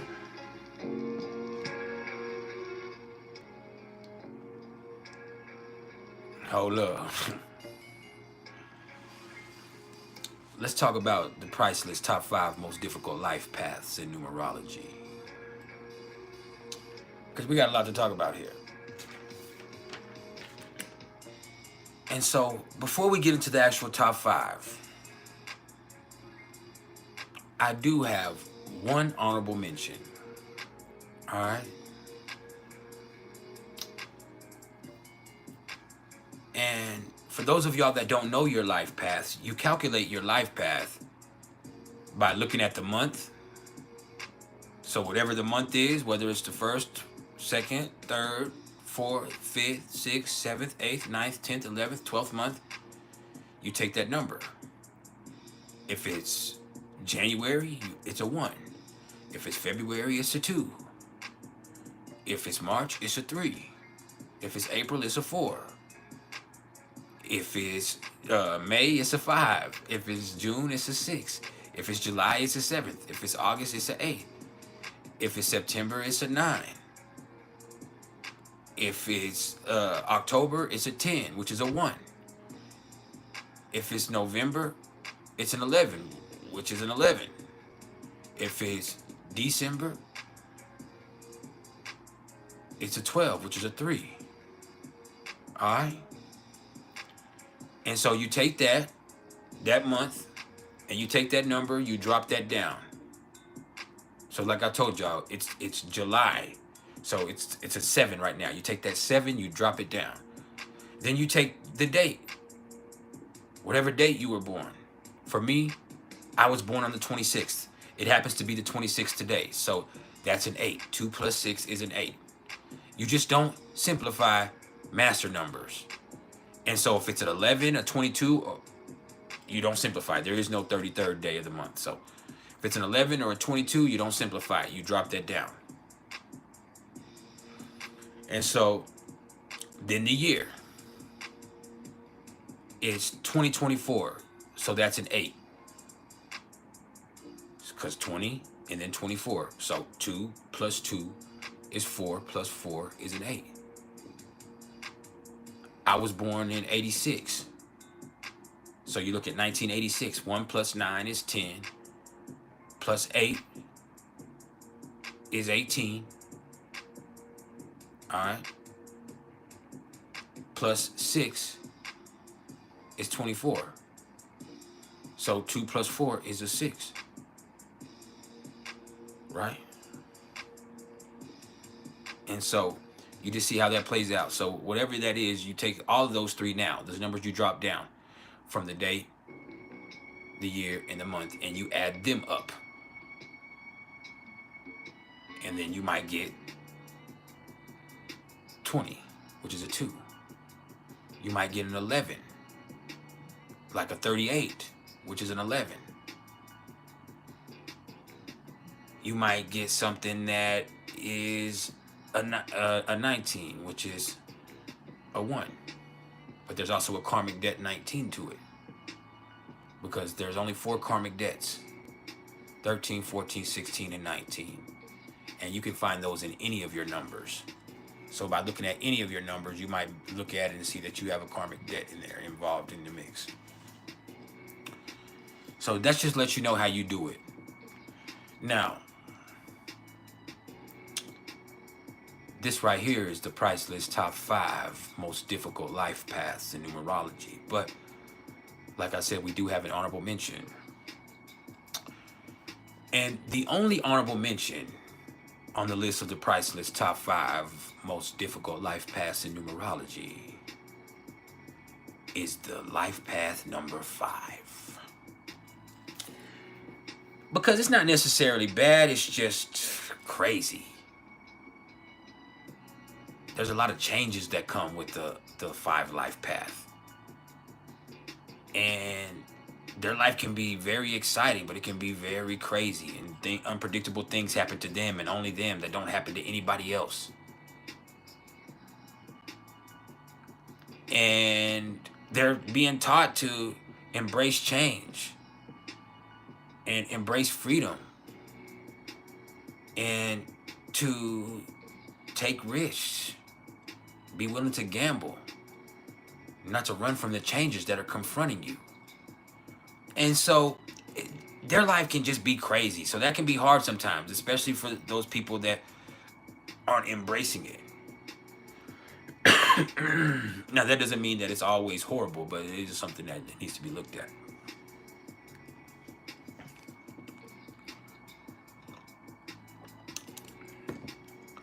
Most definitely.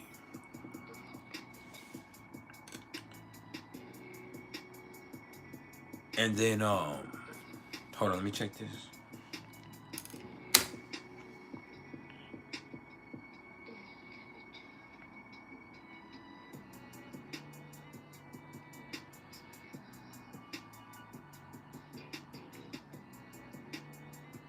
Anyway.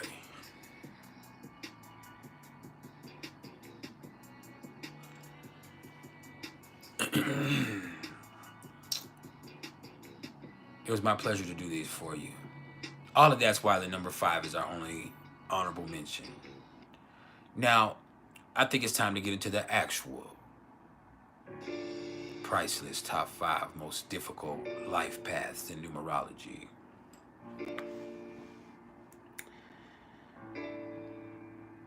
And hold on.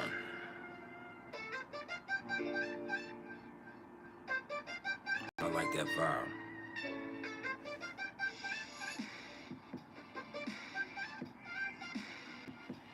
Never mind. It's an oversimplification. Leave that.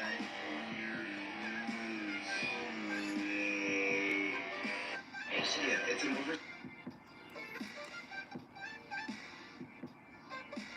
Now, number 5 on the list of the PrIcElEs top 5 most difficult life paths in numerology. This is the life path number 7. And if you ask a 7, they'll probably tell you that they should be number 1. But look, the life path 7 is hard because it's isolating. These people are on a spiritual journey of self-discovery and truth. And that's really hard on their relationships. As a matter of fact, a lot of people who have 7s actually have karmic debt 16s. And so the karmic debt 16 is an abuse of love in a previous lifetime or early on in life. So they could have been disloyal or unfaithful, or they could have failed to consider the feelings of somebody else. They could have used somebody. But that means their relationships in this lifetime are going to be really karmic. And so they're learning some lessons about who they are through having really karmic relationships. And a lot of the times that means abusive relationships or draining relationships. And on top of that, having a 7 life path is very serious. It's very spiritual, but it's also very serious. And a search for meaning or a search for truth often means seeing some uncomfortable truths. Sometimes it's not what you expected. And they actually end up gathering a lot of wisdom. But wisdom doesn't come easy when you have that 7. You hear me? The 7s are on spiritual paths. And they don't accept anything at face value. And that makes relationships hard too. That makes life hard because they question everything. They don't have a lot of trust. They want to know. They have to know. That's the truth. And when a motherfucker got that 7 life path, a lot of the times they're more serious than other people. Because everything has to mean something. Everything has to have a definition. I look at the 7 as a potent mix of Sagittarius and Capricorn energy. It's very serious, but it's also very spiritual. And they're looking for meaning. And not just the meaning of life, but the meaning behind your intentions. The meaning behind their own intentions. What is intention? And so all of that shit right there makes them have a very hard life. And a lot of times they make things harder on themselves. They just make things harder on themselves because they make it more complicated than it has to be. But more than anything else, with the life path 7, it's the isolation that's an issue. And it's their relationships. If that 7 comes with the karmic debt 16, their relationships are really, really, really karmic. That means they're intense, and sometimes it's like they're in that relationship less about love, but more about learning something about themselves or a lesson that's being taught to them. See, my wife is a life path 7. And besides all the lessons that us being together and being involved with each other for so many years have taught her, she also went through some really abusive relationships. But she herself also went through some relationships that she took the wrong way on her end. And what's interesting is she has Pluto in the 7th house in astrology. And so for her, all of her relationships are offering her a cauldron through which it's stuff that's being boiled up to the surface that's really qualities of her own character that she has to confront. And she learns about it through these relationships and through the trials that she faces within her relationships. And so, yeah.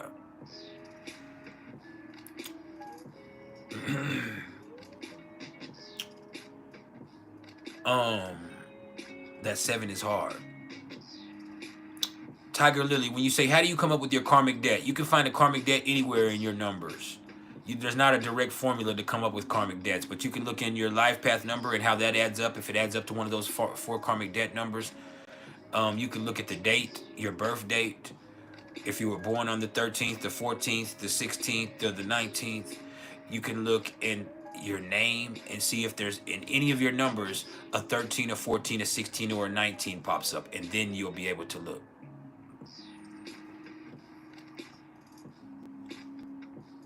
And so the 7 is looking for truth, but like I said, that could really have some uncomfortable truths. I have a karmic debt 19. My wife actually has 3 karmic debts. She has a 13, a 14, and a 16.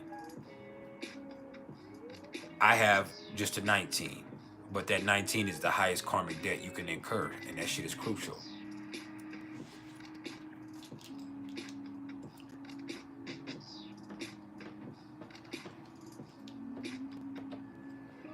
But yeah. Then you have a karmic debt 13. I'll actually talk about a karmic debt 13 here in a minute. Hold up.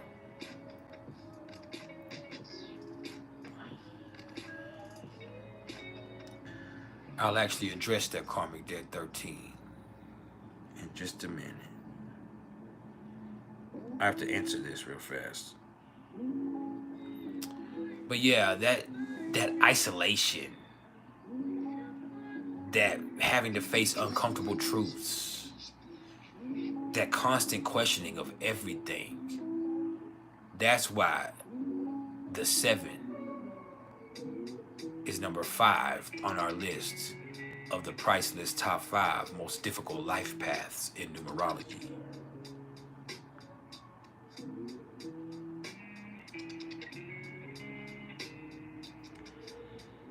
Hold up.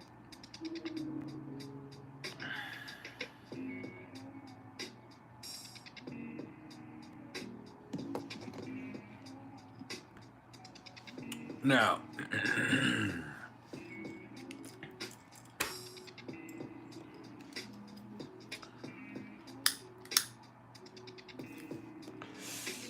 let's get to number 4.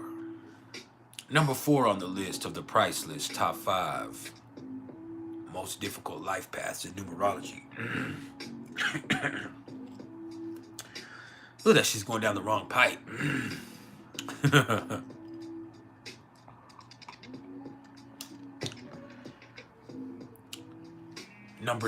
I said number 7. Number 4.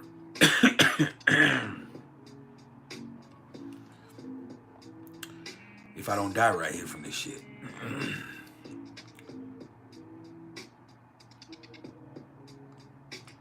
Number 4 on the list of the PrIcElEs top 5 most difficult life paths in numerology is my own life path. It's the master number 11. And as cliche as it sounds, the problem with the master number 11 is with great power comes great responsibility. Yeah, that's the truth. See, when you have the master number 11 as your life path, it means that you're intuitive and you're empathic, but you're also an old soul. Yeah. And you're so tapped in that it easily becomes too much. And you can also have to live a humbling life with the master number 11. You live a humbling life because you have all of these gifts, but life keeps throwing these curveballs at you. You keep getting these fucking curveballs. All this crazy shit happens, and you get into these situations, and you have all of this knowledge. Like you have what I would call direct access to those Akashic records. But a lot of the times you don't even want that, and you don't want this shit you're going through, and you don't want it. You don't want the responsibility of having to help people, but it's forced upon you, and then you want to escape it. And so a lot of the times when you have those, you kind of have addiction issues, or you have escapist tendencies, or you have a hard time focusing, or um you have a hard time finding a way to success for yourself personally. It's like, man, like you're trying to succeed, you're trying to do your thing for you, but you keep having to be involved with other people's shit, and it becomes too much, and you kind of try to detach yourself from it because you have all of this charisma, you have all of this talent, you have all of this knowledge, you have all of this double divine dose of this one. But the fact of the matter is that master number 11 is the 11/2, so it's not for you. As much as you have all of this, it's not for you.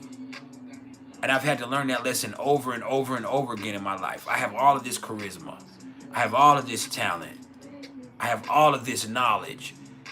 But the only way I can apply it is through learning about me in a way that I can help other people. It's not about what you can do for you.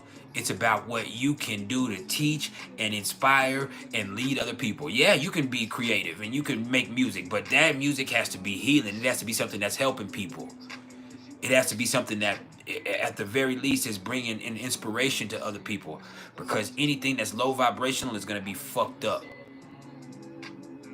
It's going to be fucked up. Look, I always tell y'all this with master number 11. You're not King Arthur. As much as you have all of this power and you have all of this energy and you have all of this, more than anything else, you need to have love. You're Merlin. You're magical, so you can help other people be powerful. And sometimes that shit sucks. And man, you're just so tapped into everything. And you know more than you want to know. See, that's a concept that people don't understand. We talk about knowledge. It's like, man, I know stuff that I don't want to know. Shit that's uncomfortable. Shit that's fucked up. Shit that I know to be true and I intuitively am privy to. But at the same time, I wish it wasn't true. I wish I didn't know it. Ignorance would be bliss. And I don't have ignorance. I have understanding. Do you hear me? Ignorance is bliss, and I don't have ignorance. I have understanding. And having an understanding of the way things work, that shit right there is sobering, and I don't want to be sober. I don't want to fucking know.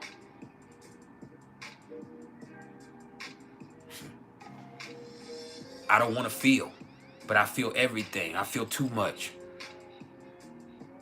Now I'm trying to escape my emotions. Now I'm addicted to drugs.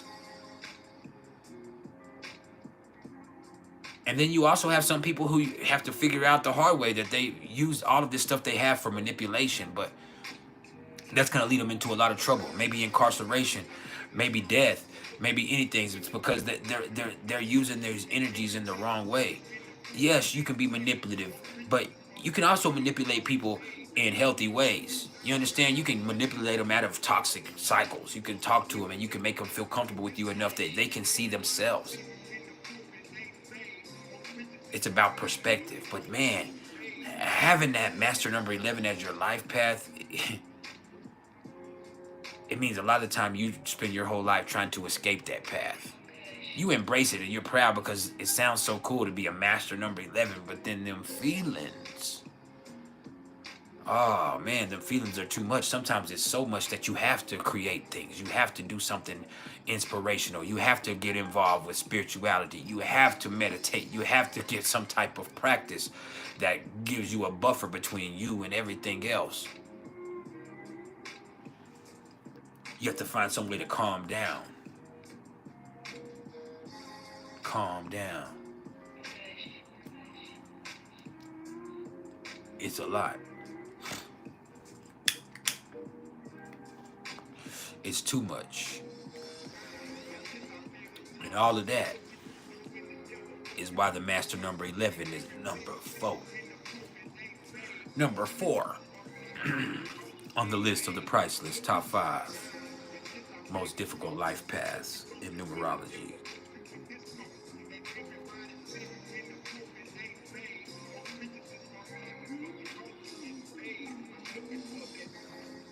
Yeah, that bitch right there jamming. Hold on.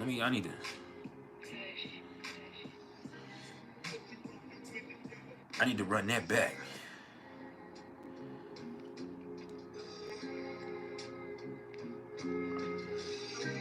Sorry, tell Kush. Yeah, we on that Kush.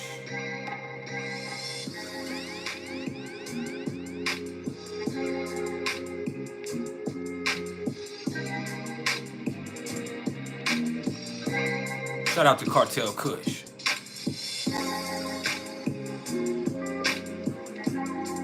He's an awesome producer in his own right too.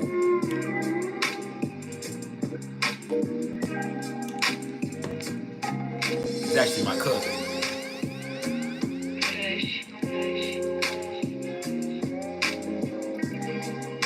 Cattle Heart, it is definitely possible to not have a karmic debt number. As a matter of fact, most people don't have karmic debt numbers. Almost everybody has karmic lesson numbers. Now, karmic lesson numbers are a lot less crucial, but they are a lot more common.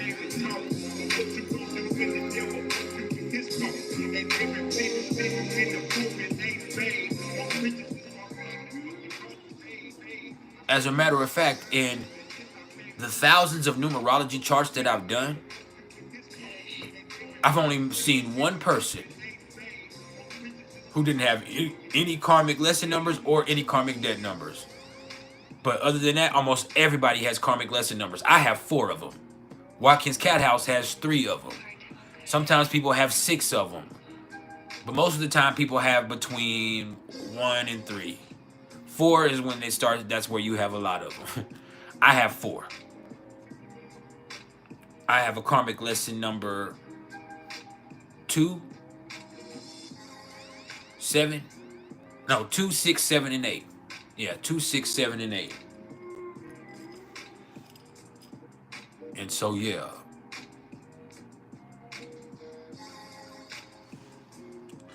Those are something else. Karmic debts are a lot less common, but a lot more crucial. That's a karmic debt. The other one is a lesson. It's something you need to work on. It's just some of those character defects that are really showing up within there. Those karmic debts, that's something that's weighing you down. It's weighing you down because this is a pattern. This is a process. This is something that you've been doing over and over and over again. And sometimes it's very egregious. Having a karmic debt 19 like I do means I was really fucking over a lot of people at some point in my past life. It means you had a lot of power, whether it be royalty, riches, or political influence, or all 3. And you abused, hurt, killed, manipulated a lot of people to get that power or to keep that power or both. Having a karmic debt 16 is an abuse of love. So you treated people bad before, or you failed to consider their feelings, or you were unfaithful, or you were disloyal, or you were dishonest. And so because of that, you have really karmic relationships. The 14 is wasting your life. Wasting your life. You didn't follow your life path, or you disrespected your energy by doing drugs, or being too promiscuous, or getting caught up in addiction, or just being fucked up and wasting your shit. It's an abuse of freedom. It's an abuse of free will. It's the 14. It's like, man, you had the freedom to choose what to do, and you chose to do nothing. You chose to waste it. You chose to fuck it off. You chose to disrespect yourself. Now, we'll talk about the 13 here in just about 1 minute. Because number 3 on the list of the PrIcElEs top 5 most difficult life paths in numerology.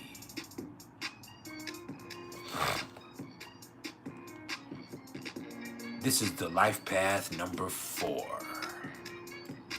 And look, when you have the number 4 as your life path, this is a life of hard work. That's why it's here. This is the universe teaching you discipline and responsibility. And that lesson doesn't come easy. This is health issues from overexertion. This is you being really hard on yourself. It means money. It means you're gonna work hard. You're gonna get money. You're a results-oriented person, and you need material gain. That 4 is Earth energy. I can't designate it to Pisces. Not Pisces. I mean Virgo, Taurus, or Capricorn. But it's definitely earthy. It's about laying the foundation. It's about taking care of business. It's about handling your responsibilities. It's about order and discipline. But once you have developed this order and discipline, and once you're somebody who is in control, the problem with that is people depend on you. People need you to support them. When you look at the 4, you think about a table. All right? There's 4 legs on a table. And so those 4 legs provide support, stability. When you lay the foundation of a house, you lay the house foundation, and the foundation is usually square or rectangle, but there's going to be a quadrangle as far as the foundation of something. Then you can set any shape on top of it, but everything is stable there from that. And so, hey, the problem with the number 4 is things get rough. And these people have to learn how to grit their teeth and keep going regardless. And a lot of the people who have those 4s have karmic debt 13s. And when you have that karmic debt 13, what that is somewhere along your soul's path, you have forsaken your spiritual self for material gain. See, there's where that 4 comes into play. And they might have abused other people to get ahead in life. They could have used people. They could have fucked people over so they could make sure that they were all right, or they could have been very cold-blooded in their dealings with other people. But hold on, let me read this.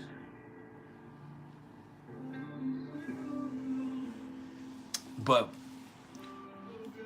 sorry, I'm trying to see what my wife is saying to me. But beyond that, the problem with that is look,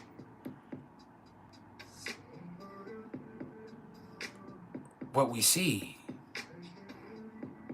is they're going to face what appears to be one brick wall after another brick wall, after another brick wall, after another brick wall, after another brick wall, as they try to find their way to success.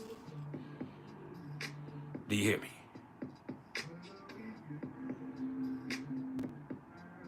They're going to see brick wall after brick wall after brick wall after brick wall after brick wall as they try to find their way to success. So things are harder for them.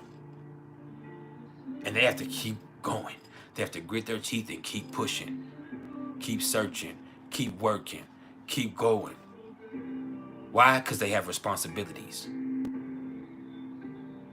Yeah, you might be sick, you might be tired, but guess what? We can't let you take a break. You got responsibilities. Yeah.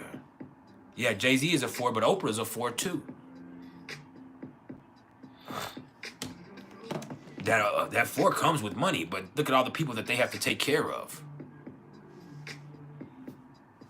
Look at all the people they have to take care of. And like I said, those people have probably forsaken their spiritual selves for material gain. They probably have 13 4s. And things are hard for the 4, man.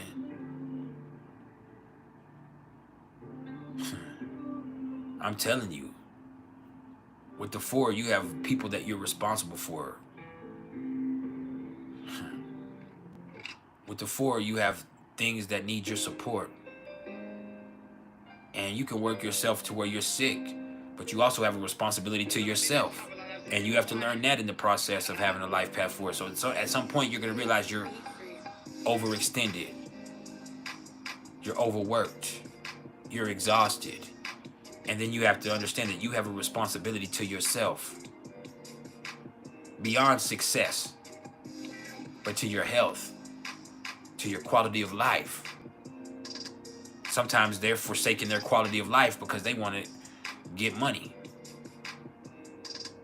Sometimes they forsake their relationships because they want to get money. I gotta work. And so their life is hard. Their life is very hard. To get disciplined, you have to be disciplined. And, or if you want to look at it the other way, to be disciplined, you have to get disciplined. It goes both ways. And so when I say the universe is teaching them discipline, that means they're being disciplined. They have to get their shit together, keep their shit together. That's why everybody ain't successful like Jay-Z or Oprah, because that shit is hard. That shit takes sacrifices. That's the truth with that.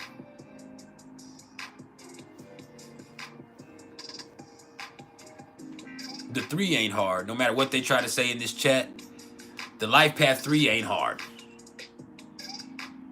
The 6 can be, but it's not that hard. The 2 is not that hard. It's as hard as you make it because of your relationships and your interactions and because you're not having balance. That's not it. The 22 is hard, but it's not as hard as the 4 in its fundamental fashion. The 22 is a little bit easier because you can incorporate the help of other people.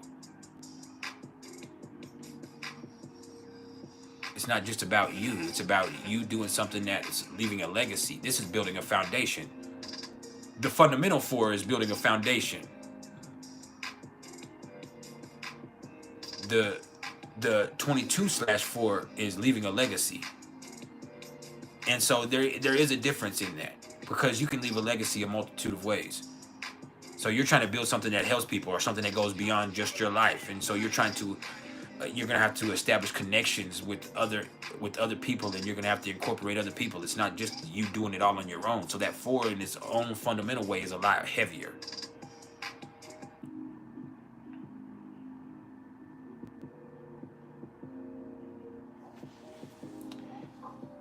If you have a table with 4 legs, or you have a tent with 22 pegs, there's a difference. When a table has 4 legs, if one of those gets knocked out, it's unstable and things are fucked up. When a tent has 22 pegs, if one comes out, it might be a little lopsided, but it's still gonna be up. It might look a little crazy, but it's still gonna be up. You have to lose more in there. And so things are a lot more crucial for the 4. Yeah. That 4 means you got to take care of your shit no matter how much you try to avoid it or ignore it or escape it. What's up, Kai El Shabazz? Welcome to the Vibe Tribe. You are now a part of our PrIcElEs family.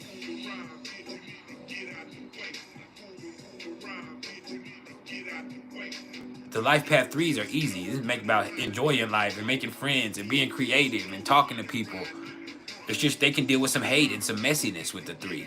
The 8 can be hard, but it's extreme. You can be very successful, and you can see a lot of luck with the 8 too. You're learning how to be a boss, and you're learning how to apply power effectively. The 1 is about being a leader. But being a leader doesn't mean that you have people following you. It means that you're willing to go on your own, and you're willing to be the one that takes the first step, and you're willing to do whatever it takes to take off and to set it off. The 8 is about being a boss. There's empowerment to it. But they're not as hard as these other ones that we're speaking on. There can only be 5. And that hard work, that discipline, that responsibility, those health issues, that overexertion, that's why the life path 4 is number 3 on our list of the PrIcElEs top 5 most difficult life paths in numerology. Now, let's get to number 2. Numero 2. Number 2 on the list of the PrIcElEs top 5 most difficult life paths in numerology.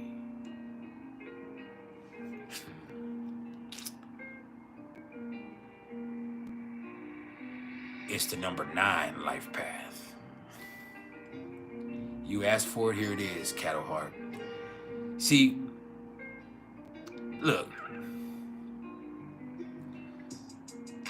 the 9 life path is about learning how to love unconditionally. But the problem with that is learning how to love unconditionally usually requires heartbreak. And so they're going to get hurt. When they have that 9, people are going to fuck over them. But they have to keep loving them regardless. People are going to take from them, but they have to keep giving. People are going to take them for granted, but they have to keep showing up. See, with the 9, hey man, this is a life of service. And a life of service isn't ever easy. A lot of times they feel like there's nothing there for them. The 9 requires sacrifices and hard work. And a lot of times people who have 9s end up sacrificing their own good to help other people meet their needs. And they have to do that consistently. That shit is draining. And sometimes the 9s give everything they have to give, and there's never no tangible reward. There's never a tangible reward. The 9s usually don't have boundaries. I would say the 9 is a potent mix of Virgo, Sagittarius, and Pisces energy. The supernova surfer. The 6 is about nurturing, and it's about family, and it's about home. And what's ironic is I think the 6 is similar to Cancer energy, but in Vedic numerology, the 6 is ruled by Venus, where the 2 is ruled by the moon. And I actually think the 2 is a lot more similar to Libra energy.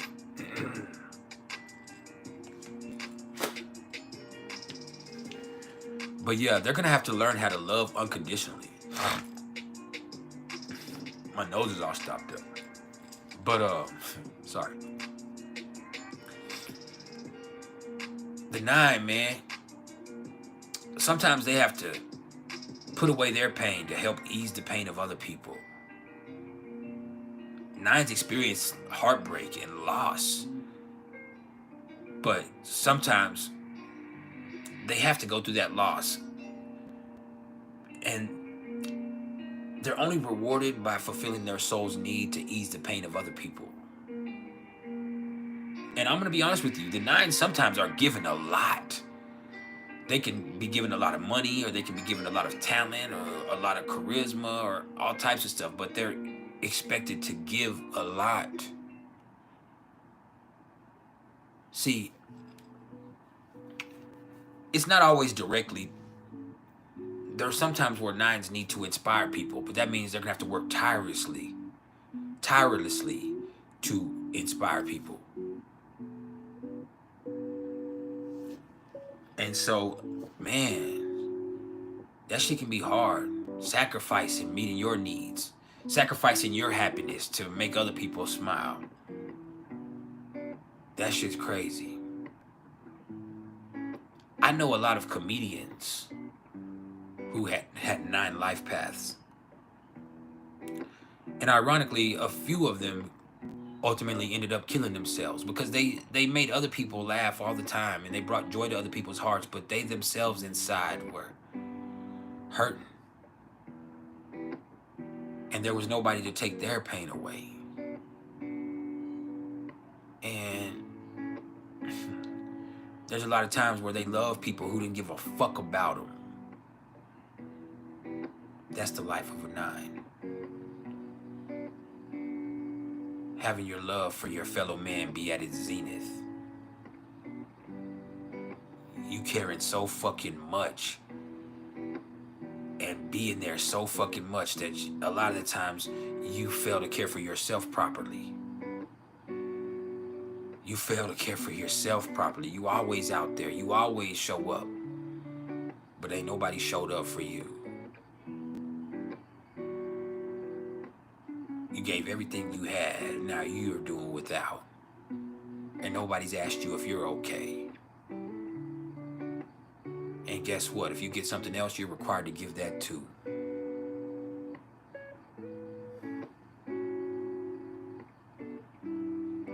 Yeah.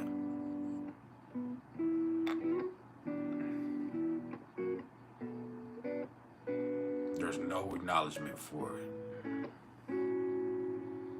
The reward is the feeling that you get inside of yourself. That you're the one. That you're full of love, that you forgive. You know, when you think about that concept, that we're in the afterlife, as you come into play, what they do is weigh your soul against that of a feather. They put a feather on a scale and they put your soul on a scale. And, or your heart. I call it the soul, but your heart. And the feather has to be heavier. And so here's the thing with that. You have to forgive. If people are fucking you over, you have to forgive them.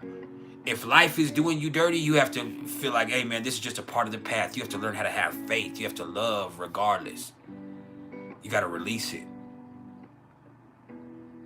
You got to fucking release it. Because it's not about you.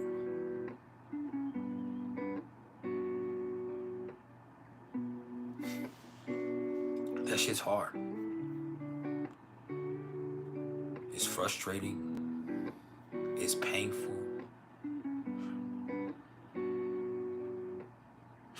Nobody wants to be a sacrificial lamb. But those 9s, they have to always have love on their mind. Love in their heart. Love through their actions. They gotta give. They gotta give. And they can be incredibly conflicted people because they're wondering when it comes back to them. And it might never. But hey, it ain't gonna be like that forever. Those sacrifices, that heartbreak, all of that is why the number 9 is number 2 on the list of our PrIcElEs top 5 most difficult life paths in numerology.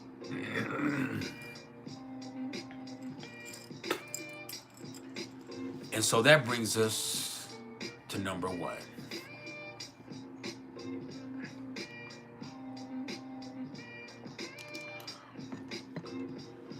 Number 1 on the list of the PrIcElEs top 5 most difficult life paths in numerology.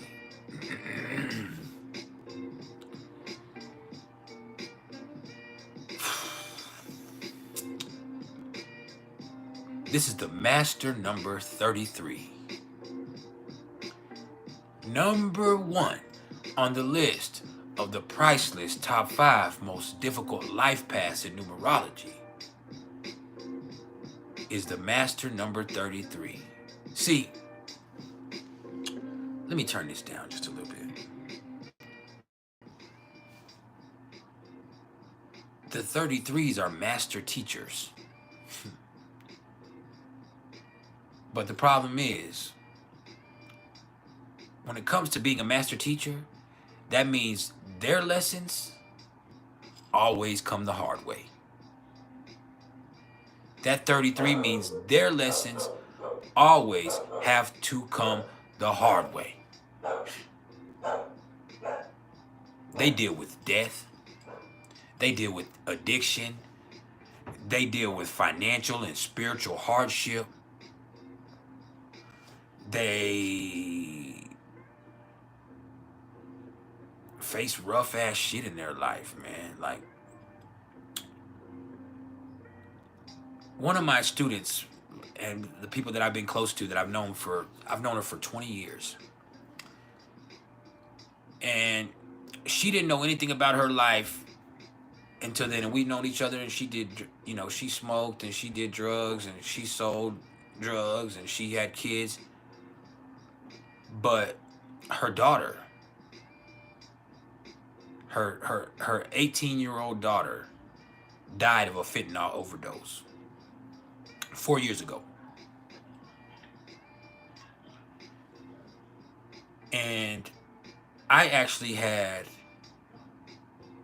a spiritual moment with her to where I was able to conceal her, and I did some grief counseling with her, and I was able to teach her how she could connect with her daughter again. And I actually had, you know, I'm not going to get into the intimate details, but like, that shit was life-changing.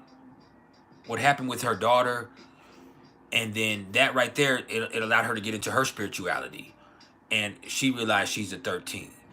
She's born on a full moon. Friday the 13th, the full moon. And so she's faced addiction. She wouldn't mind me saying she used to be a hoe. I remember there was a time where she was with one of my close friends, one of my homies from the hood. And there was a group of us that hung out with her. And she got pregnant. And there's a guy she lived with, she was in a relationship with. But as the pregnancy got closer and closer, the truth came out that it wasn't even the truth. It came out that she didn't think she was pregnant by her man. She thought she was pregnant by our other best friend that hangs out with us. And then when she actually had the baby, it wasn't neither one of their baby. And then her kid, you know, as she growing up, she started facing addiction issues and problems in her life. But as she grew and evolved, she kept having these spiritual callings. And then she has her daughter die from that overdose. 18-year-old baby. Her daughter dies. And then her and I have this spiritual moment to where I was able to connect her with her daughter. And in essence. And basically her daughter's message to her mom was like, this happened to me because you, and I know it happened to me, but I told you. And I didn't know that, but when I told her this message that I had from her daughter, basically her daughter was just saying that I told you before that I never expected to live long. And it turned out that she did actually tell her mom that. She actually did tell her mom that, hey, I didn't expect to live this long. I didn't, even 18 years, like I told you from a very early age that I wasn't going to be here for long. And basically this happening to me and the way that it did was for you to understand who you are. I know who I am. That's why I was ready to go at 18. I understand what my path was, what my life was. That's why this happened. But this is for you to understand who you are. Because now from this happening to me, now you can go help out other people who have been through this same type of stuff. You can start a movement for people who have lost their kids to fentanyl. You can get out of your addiction and you can help other people out of addiction. You can show people how to get out of that lifestyle of being a hoe and being devalued. And you can show people how your spirituality is what leads you, and then show people that you're actually gifted. And through that, I was able to show her spiritual gifts. Like, I'm not even as gifted as you are in any way, form, or fashion. I can just show you how to tap into your gifts, and then you can have these experiences yourself. And so, shout out to Kayla, by the way. But yeah, there's just this powerful experience that was completely life changing for her. And now she helps so many people after that. She helps so many people. And they just endure so much, man. They face so many issues, doubt. It's not just addiction and death, it's doubt. They doubt themselves. They question what it is. But they are here to teach some lessons that are divine, but they themselves had to learn that shit the hard way. They themselves have had to experience stuff that other people couldn't even fathom. And I'm an 11 and I've been through some rough shit. But there's shit that those 33s go through that is unfathomable. And sometimes they did it to themselves. That's the truth. A lot of those instances is stuff that they did to self-destruct. But through that, they can show other people how to not get into that place or how to get out of those places themselves. When they are stuck in such vicious cycles of self-destruction and doubt and vacillation, it becomes so powerful when you can breathe life into people. When you've experienced this death, then it's real easy for you to learn how to breathe life into situations because you've dealt with death. You've dealt with death. And a lot of them, man, it's not about the money. They're not going to get the reward or even the recognition that an 11 might. See that one? That one makes the 11s get that double devote of that one that makes that 11 get recognition. It makes them a leader. It puts them into a certain sphere of visibility.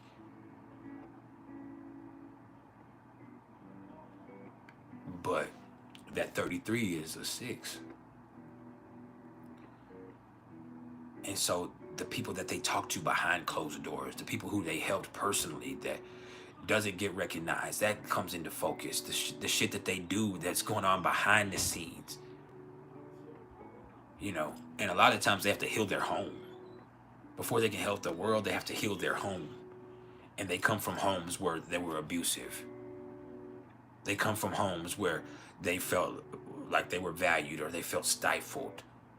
Or where they had to be responsible for their family when they didn't even know how to be responsible for themselves. And so through that, they make a lot of friends and they teach a lot of stuff and they develop these connections with people that is very spiritual. It's very spiritual. And it's hard, man. It's hard.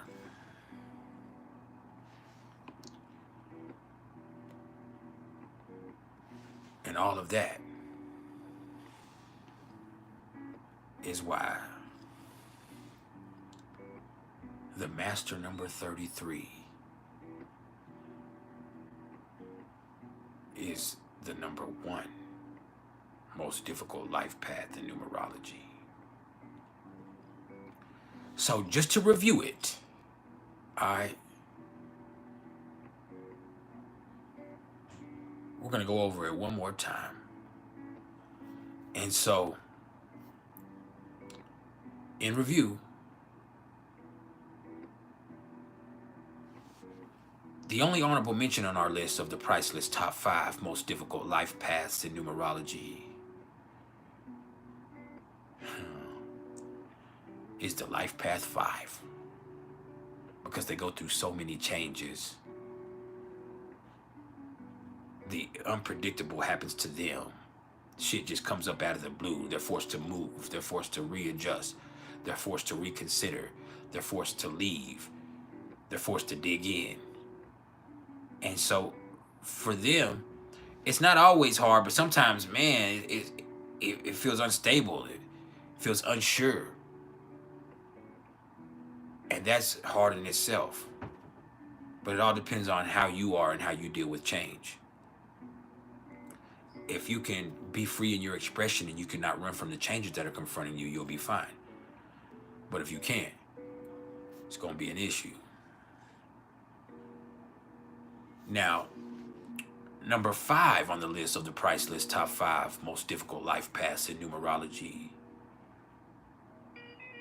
This was the life path 7. And that one's hard because it's isolating. Those people are on a spiritual journey of self-discovery, and that's usually really hard on their relationships. Plus, a lot of them have karmic debt 16s. So the lessons they learn are through having abusive and karmic relationships. And with the life path 7, a lot of times their search for meaning often means facing uncomfortable truths. They have to face some really uncomfortable truths inside of themselves and with the world they're experiencing. And that shit is serious. And number 4 on the list of the PrIcElEs top 5 most difficult life paths in numerology. This is the master number 11. And with that one, it's just because great power comes with great responsibility. And those are intuitives and empaths, but they're also old souls. And they're so tapped in that it easily becomes too much for them. And they can live humbling lives. It's like no matter how much charisma they have and how much talent they have, it's like they keep getting knocked down a peg because they have to realize it's not about what you're doing for your ego. It's about what you can do to help other people. It's about what you can do to teach and inspire and to lead people out of their own darkness. And a lot of them spend most of their lives trying to escape their life path. They become codependent on other people, and they want other people to do stuff for them. And they get caught up in these really intense interactions with other people because they want people to live for them. But no, man, you need to take control of your life because you have a divine purpose, and you have to recognize that and not run from it. Now, number 3 on our list of our PrIcElEs top 5 most difficult life paths in numerology.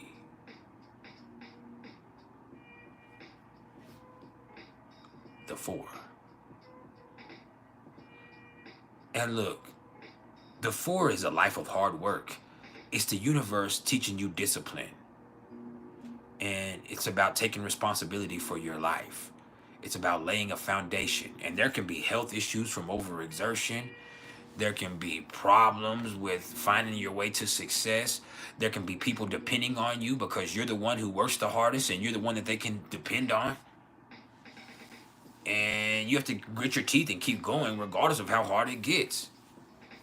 Because this is the foundation towards success. And people need you. But also you have to keep in mind that you have a responsibility to yourself and you're going to be taught that. Now, number 2 on our list of the PrIcElEs top 5 most difficult life paths in numerology. This is the 9. And that's because learning how to love unconditionally requires heartbreak. For you to love something unconditionally, you have to be faced with reasons why in other instances you would take that love away. No, you got to keep loving regardless of how much it hurts. You have to keep sacrificing no matter how much you have. And if you've given everything, you got to find another way to make some more so you can give some more. This requires sacrifices, and there's usually no tangible reward. This is a life of service. Now, number 1 on the list of the PrIcElEs top 5 most difficult life paths in numerology. This is the master number 33. Because they're master teachers. But they themselves learn most of their lessons the hard way. And that means they have to learn about death and addiction and financial and spiritual hardships. And that means they're going to face a whole bunch of rough shit that most people would run from. But hey, they can get through it, so they can help you go through it, or at least advise you on the ways to avoid those situations. And you have to endure.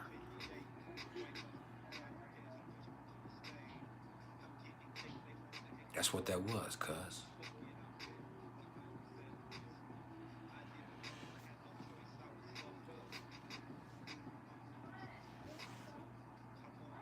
Hold on, you said 6/13/2003. And so June, that's a 6. That 13 is a 4. So 6 plus 4 plus 5. So 6 plus 4 is what? 10. Plus 5 is 15, right? So your son is a 6. He's a 6, not a 4.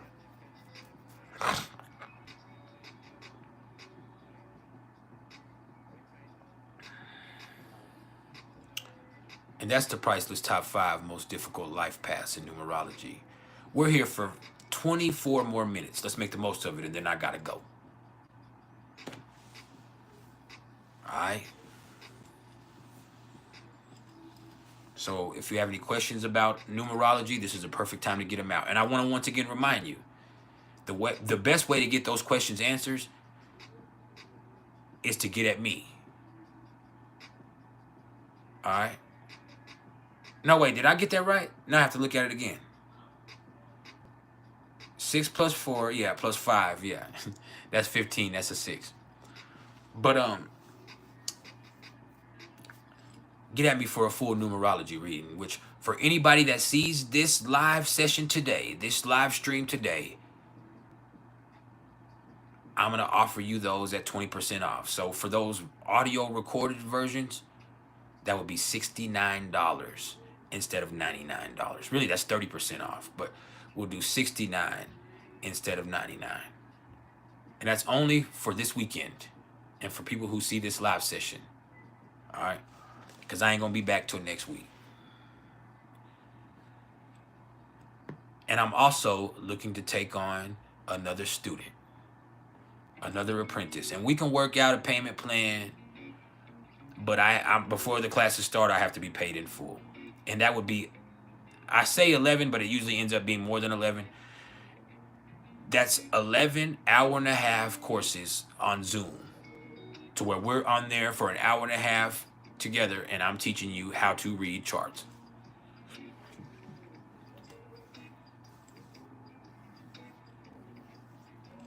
And giving you the understanding you need to start your own practice. And you can be a part of the PrIcElEs network, like Anchoring Divinity or Love 12. Lisa Sims, you said, can you be a 2 and an 11? Yes, an 11 is a 2, but a 2 is not an 11. Does that make sense?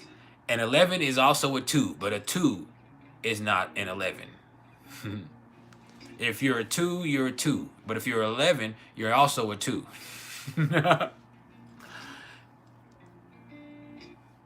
Just so you know. Just so we in there with it together.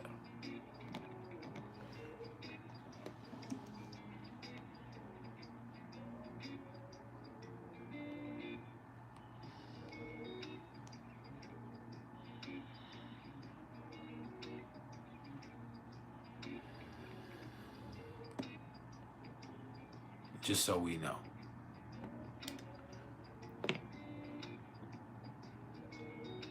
What would you say is the King Arthur of the life path numbers? 8? 8? 8? Not 1. 8? Amanda 33 Creations. You have to send me an email. I'm not going to discuss that here. Send me an email at mr.turner1300@gmail.com right now. And I'll tell you about it. But, it ain't cheap. I ain't going to lie to you.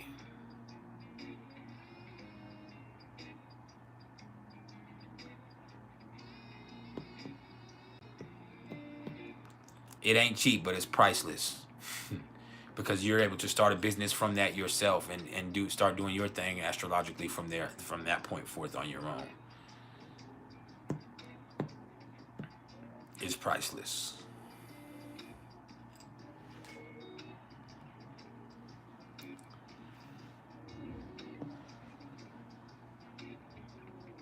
Could I explain more about the challenge number 0?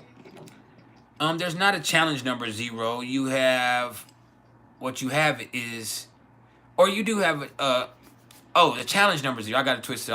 I'm thinking life and karmic path number.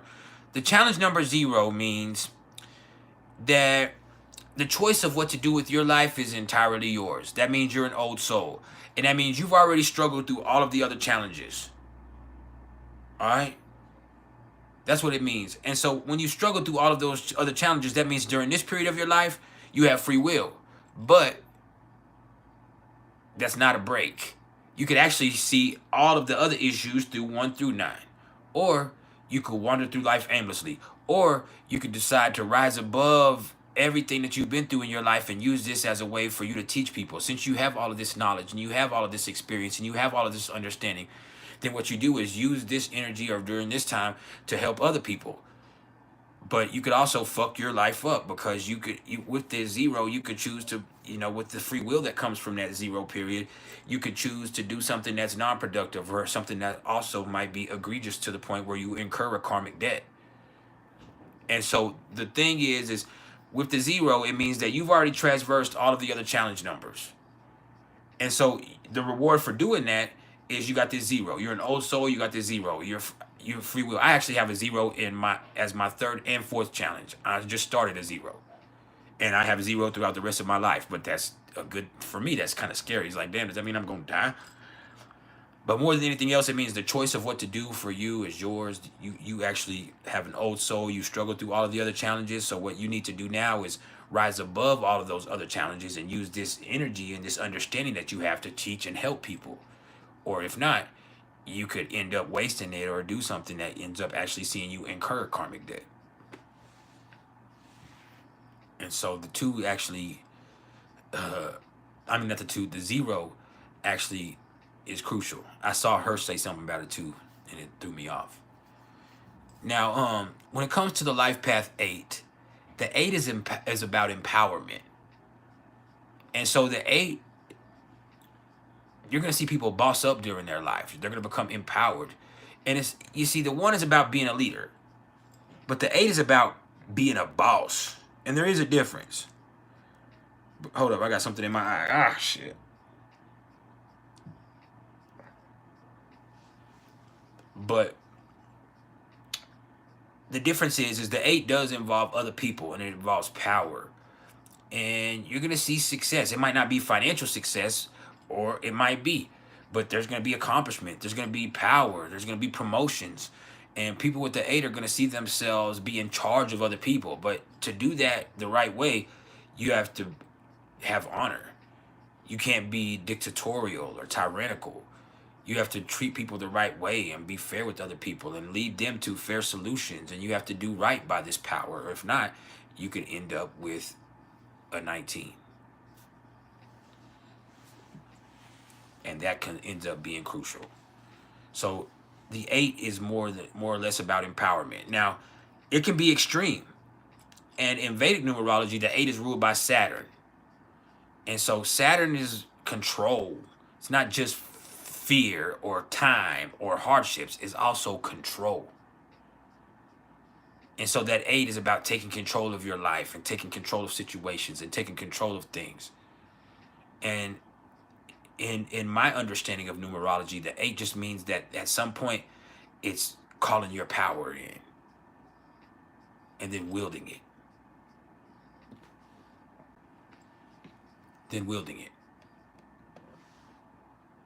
And you're meant to succeed with an 8. You're gonna be empowered in a way that most people aren't.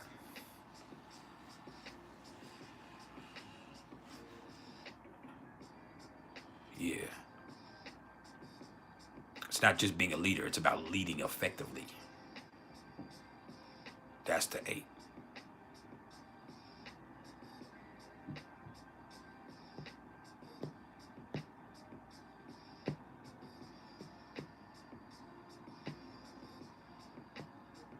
So yeah. Ah, damn, Watkins Cat House. You always talk about death and disease and God damn, man. Shit.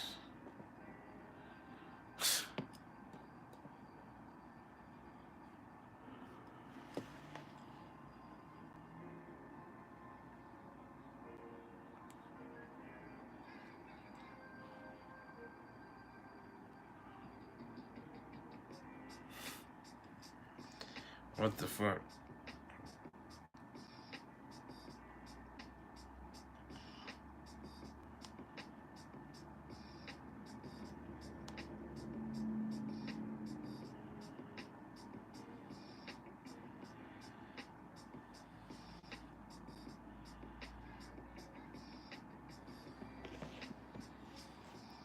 Yeah. But just to answer your question, let me think. Capricorn. Some say Mercury rules the skin or skin diseases, but Capricorn is the sign. But you have to think that the rising is going to be about your appearance, and your skin is a part of your appearance. So there, you can also incorporate that into the mix.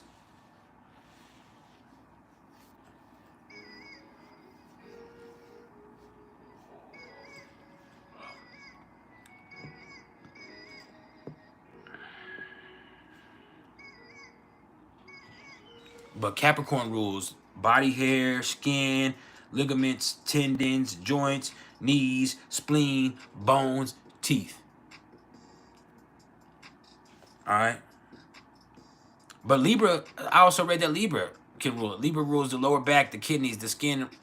So really it's specific areas. I wouldn't say the whole skin, but it depends on what skin you're speaking of.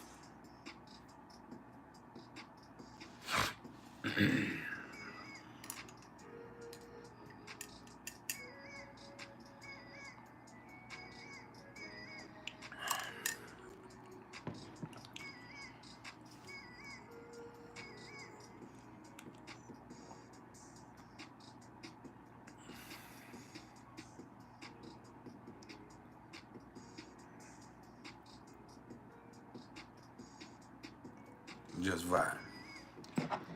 I think YouTube has me shadow banned because our viewership went from 2,000 to between 2 and 20,000 to 200 the last time. I'm like, man, there's no way. That's why I asked Heather Nielsen, did they switch up the way that these are viewed once again? Because YouTube did an update, and now once YouTube did an update, it's like, damn, I'm not seeing my views the way that I should, or maybe I said or did something that got me shadow banned. I'm not liking it though.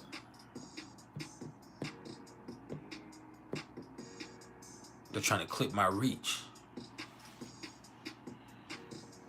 and I'll be damned.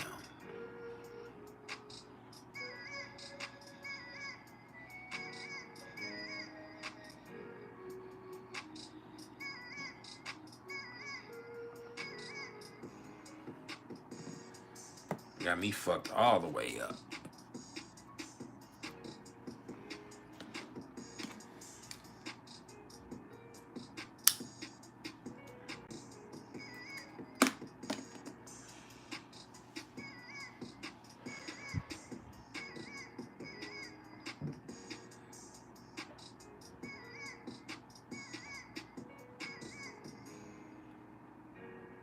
You have to see if your ascendant is afflicted.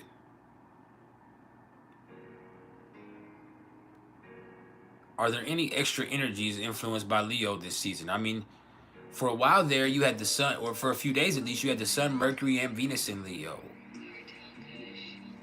You have Mars going to retrograde in Leo this year, but not by anything extra being influenced by Leo season. It's just a regular old Leo season, but that's extra in itself.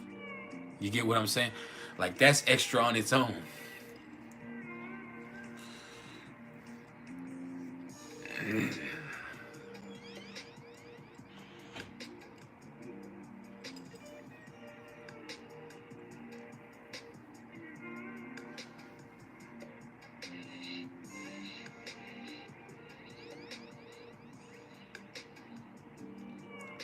Hey, it's my pleasure to bring to you.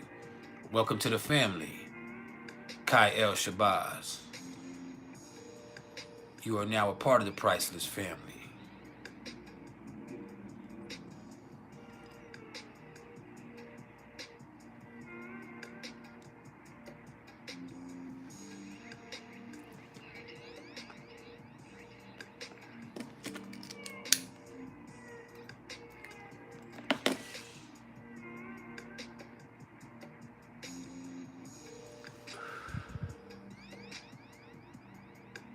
I appreciate your presence. We got 10 more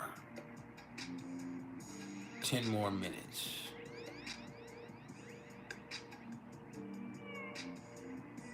Hey, it's my pleasure. I appreciate y'all coming.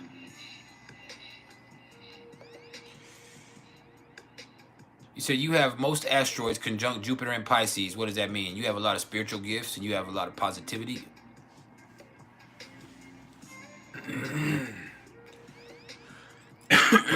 You're able to laugh at life and laugh at experiences rather than letting them get you down. That's like a superpower. You have a guardian angel.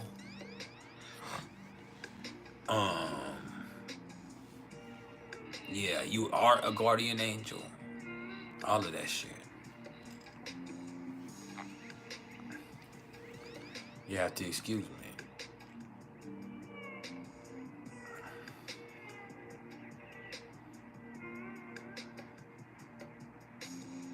How will Saturn retrograde affect somebody who has Lilith in Pisces? It could make them, I mean, you can't say how will it affect them because it's going to affect people in different ways. That's not something. It could make them depressed. It can make them have anxiety. It can make them have health issues. It can make them have a relapse if they have addiction issues, those type of stuff. All of that type of stuff. It could be a time where they're in danger of relapse, or it could be a time where they see themselves being non-committal to things, or you can see them isolating themselves. You can see them getting depressed. You can see anxiety, and all of that causing them to have certain issues start to relapse or recur.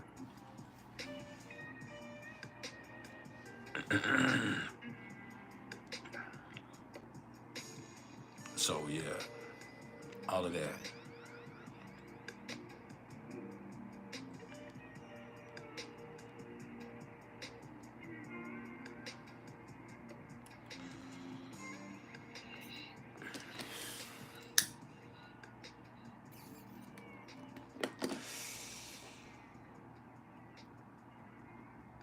My pleasure.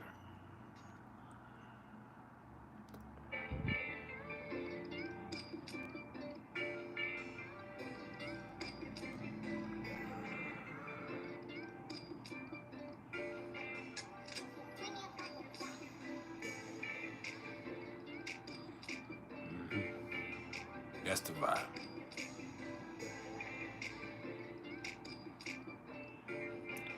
How would Neptune going into somebody's Lilith look?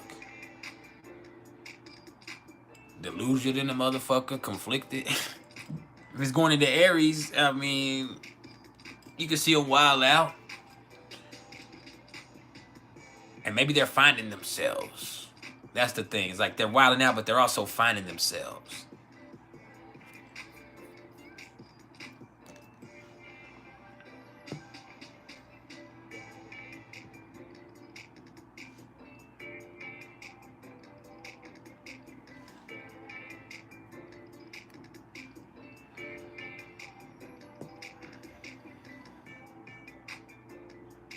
Yeah, you're gonna be out there. Fuck what everybody thinks. You just gonna be out there. Get out there, little bug.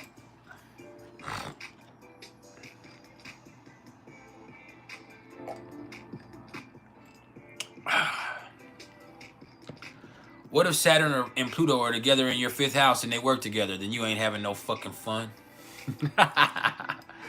It's like you always feel like you have more to give and you want to create, and it's like you're waiting for this chance to show people who you are and for you to feel confident in who you are, but you just need to be confident in who you are. You're waiting for something a chance to prove yourself, or you're waiting for a chance to come into focus, or for people to see you and really appreciate you. And but you also, like, you yourself, like, you have so much that you hold in. If you just be yourself and let it flow freely, like, you will be everything you want to be.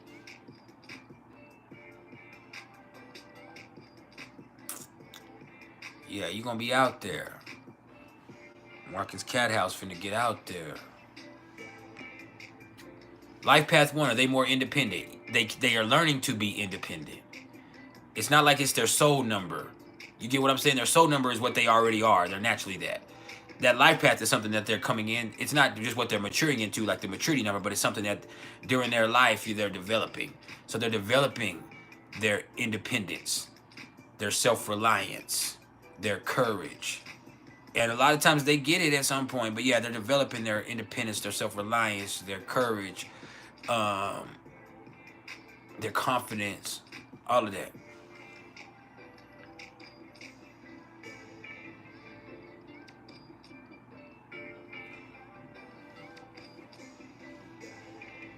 Tina Clara Marie, you said, is the North Node in Sagittarius in the 11th house similar to life destiny number 22? No. No.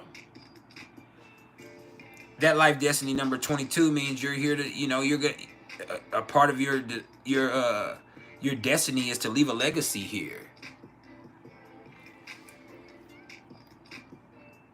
A legacy that lasts, but it is a spiritual legacy. It is something that helps. I mean, it could be connected, but I wouldn't directly connect it. I would say there's a lot more to it than just that. You're trying to place one placement on a whole life destiny number. And the life destiny number is similar to the North Node, but it's not exactly like the North Node.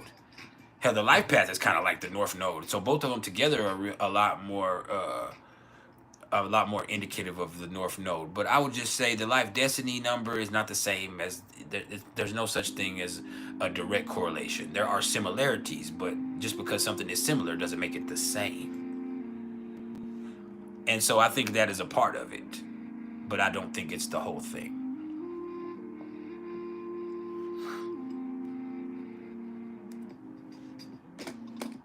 It's part of it, baby. It's just not the whole thing. It's just the head. It's just the head.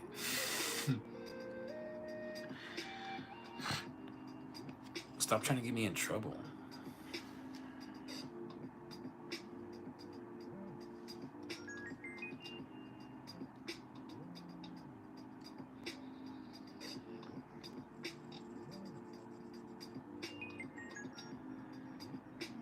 Yeah, walk this cat out. You looking for a reason to get out there more.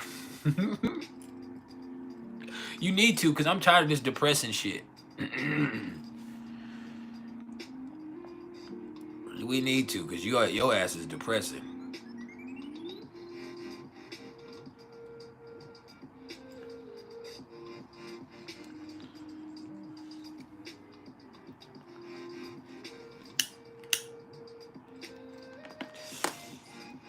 Yeah.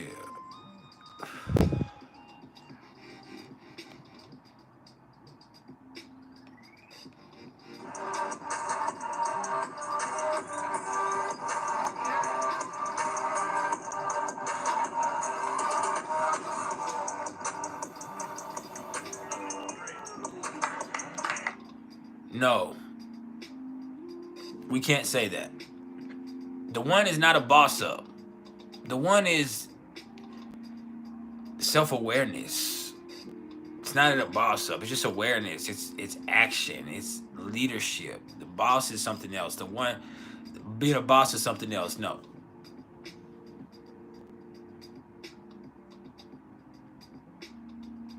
No.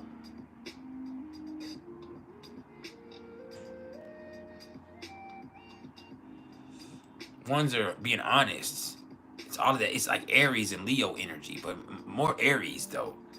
But there could be some Leo too. But just being honest, being real, being authentic, being being action oriented, developing self-reliance, and without pretense, being genuine, People like to follow. That's something that people can look up to. There's honor and dignity in that. With the 8, it's about learning to apply power effectively, realizing how much power you have and wielding it healthily.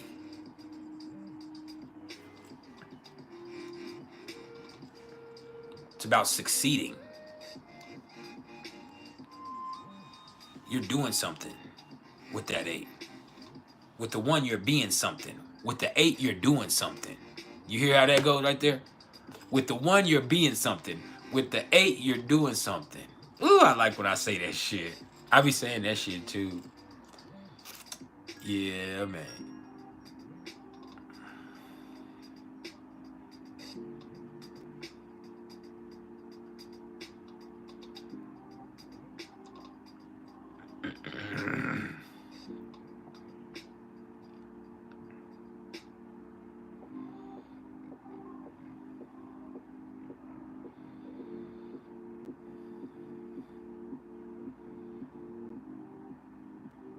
Victoria, the 9 life path, I just talked about it. It's about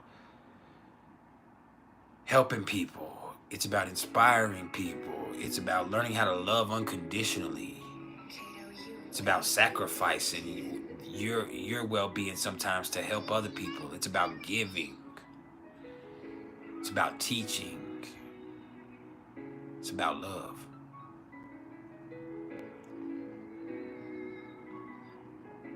Victoria.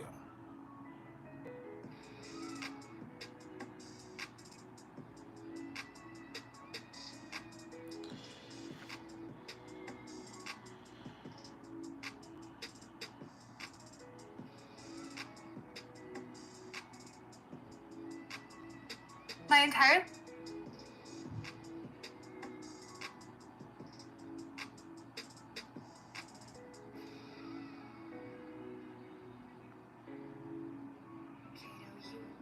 Just fine.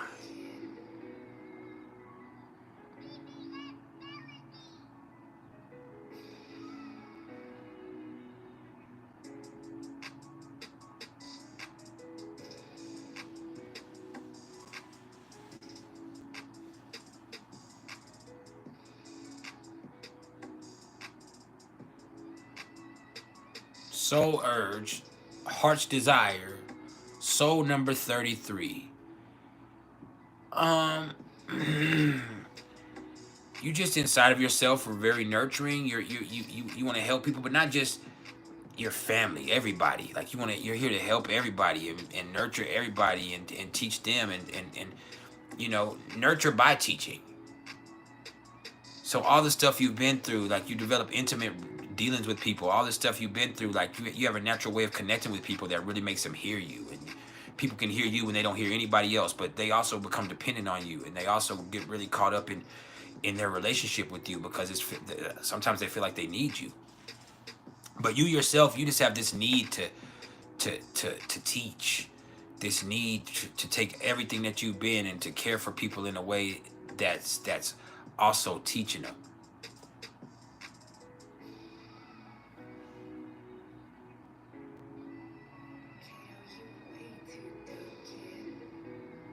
It's pretty awesome. Dang, I went over my time.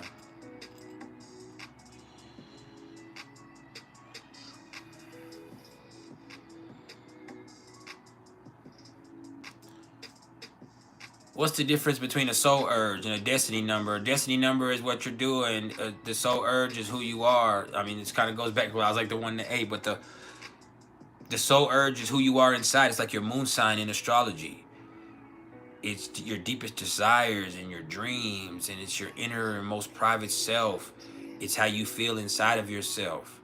It's who you are at your core. The life destiny is what you should be doing with that. This is what you should be doing. You're this, so this is what you should be doing.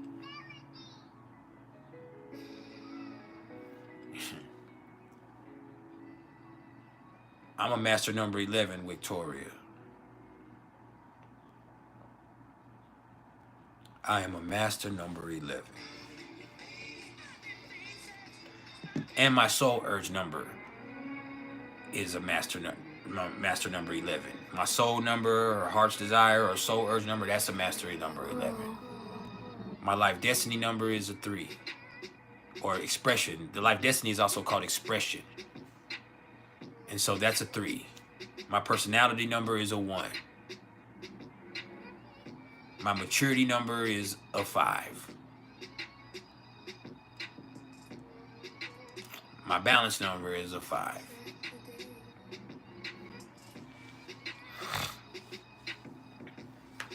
I have karmic lesson numbers 2, 7, no, 2, 6, 7, and 8. I don't know why I keep skipping the 6, because I don't want to talk about the 6. The 6 is the most crucial one. And then I have a karmic debt 19. My lucky number is 2. My signature number is 2. My birthday number is 8.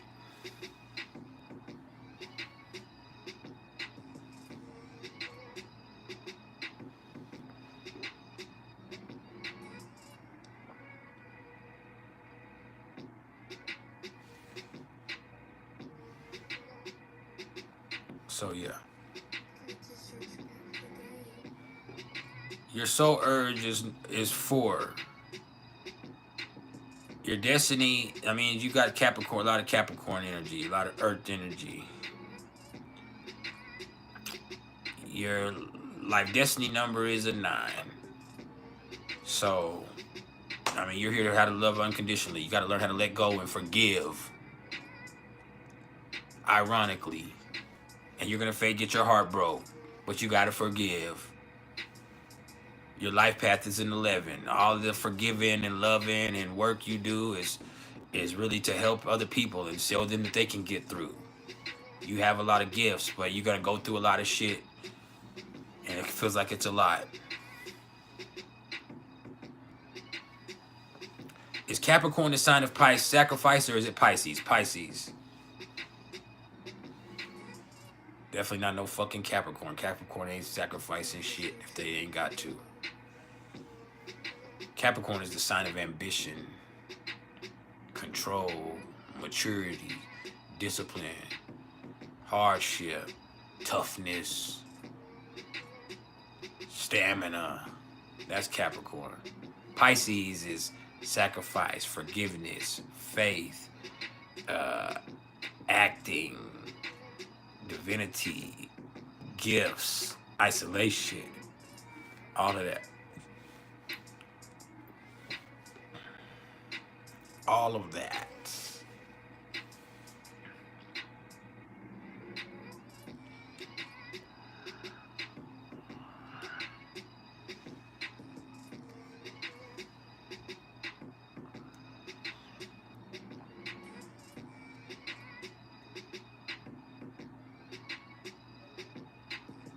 Victoria said, what would I say about a sun in Aries, moon in Pisces, and a Scorpio rising? Oh, you're a lot to deal with.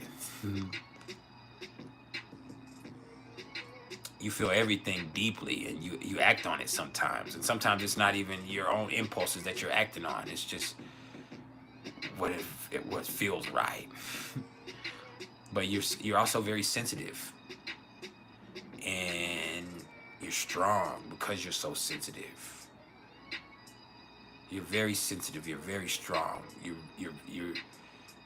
You're intense. But everything for you is just more extreme than for most people.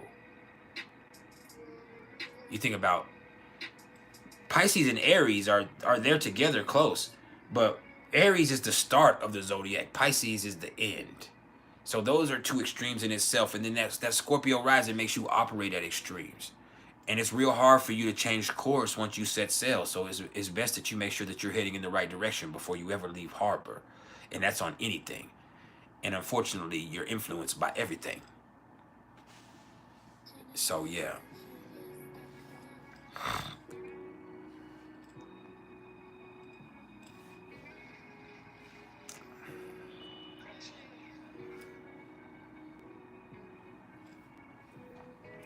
All of that.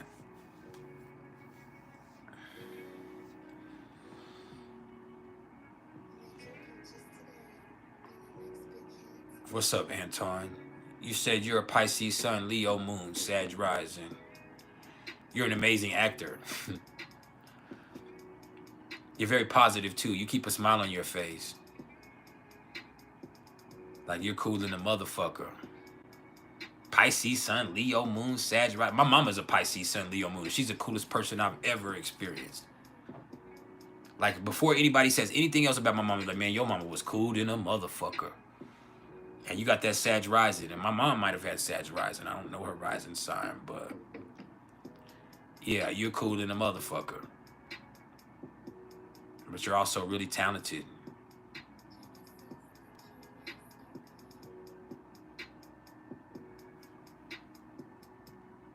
Liquid Fire Joni, you said what about a Scorpio rising, Sagittarius sun, Capricorn moon?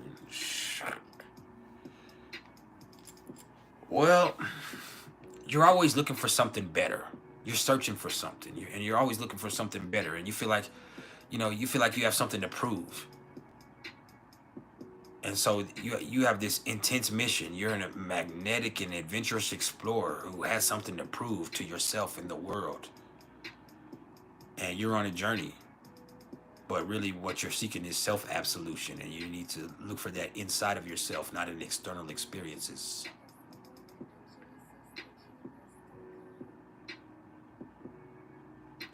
Yeah, my mama was a Pisces sun, Leo moon. She was cool, man. Like, that's one thing I could say about my mama. She was a cool customer. She was so cool and so fun. She was extra too, but she was cool and she was fun. My grandmother's a Gemini sun, Leo moon, and she's fun too, but my mama was cool. My grandmother was like a lot. She was intense. She was a lot to deal with. But my mama was just like real fucking cool, man.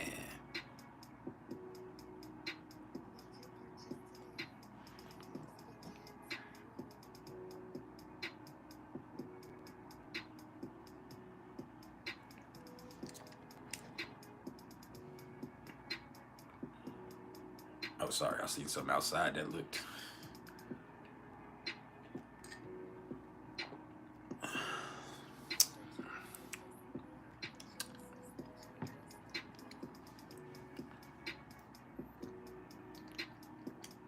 What's up, inquiring mind?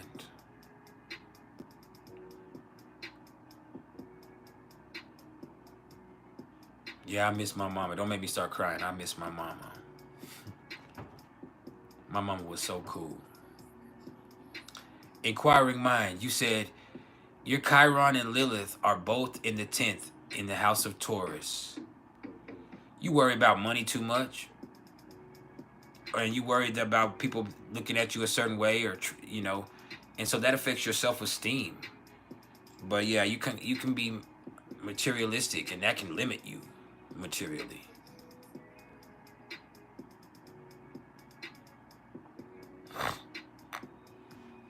I already spoke on karmic debt 13, but karmic debt 13 means you forsaken your spiritual path for material gain. And you could have abused other people to get ahead in life, or used people, or fucked over people to get ahead. And so now it's going to be like, it's real hard for you to find success. It's like things are harder for you than other people. You face one brick wall after another brick wall after another brick wall. And so you just have to grit your teeth and keep going.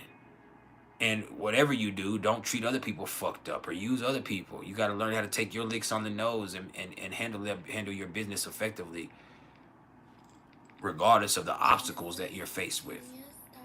And you are going to face obstacles that don't seem like they're as prevalent for other people as they are for you. But it's because you've been an obstacle to other people. It's because you sold out. So yeah, I know you. Reflection, Venus square Pluto in the natal chart. You're obsessive and controlling, or whoever that is obsessive and controlling. Plain and simple. They're very passionate, but they're obsessed. They get obsessed with people, and they're controlling because they feel so deeply for people, and because they're so obsessed about people.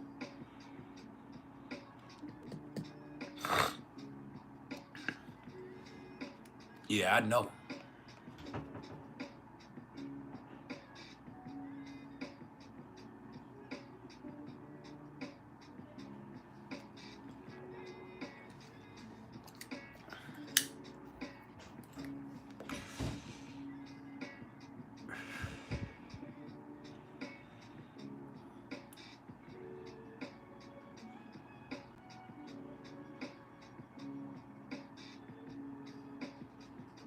Bet.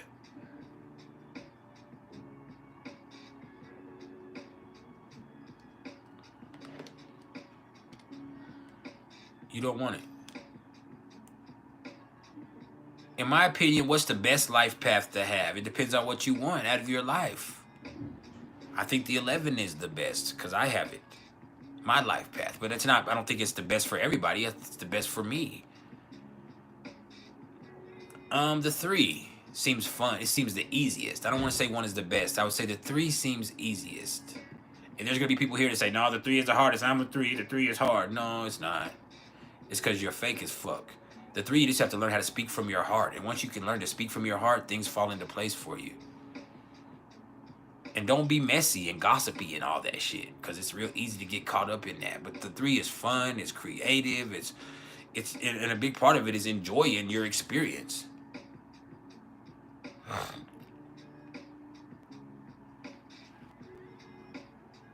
What's up, Tracy Wyatt?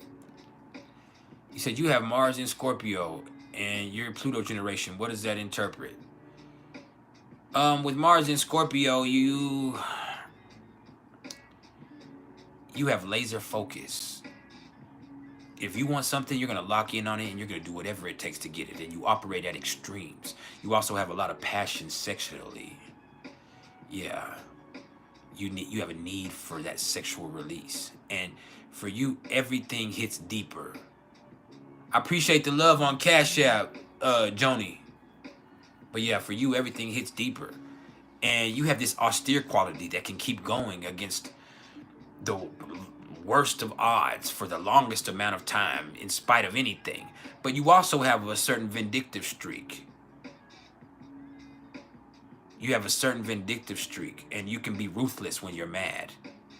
When you get upset, you don't think about beating somebody up or hurting them. You think about killing them. That doesn't mean you're a murderer, but there's something in you that flashes for a second that you will eliminate somebody. You don't think about beating them, fighting them. You think about fucking blowing them up, stabbing them to death and watching them die. That type of shit. Shit gets crazy, man. Crazy, man.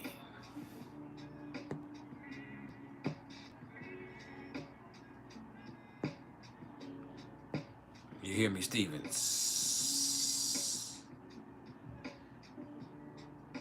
But you also have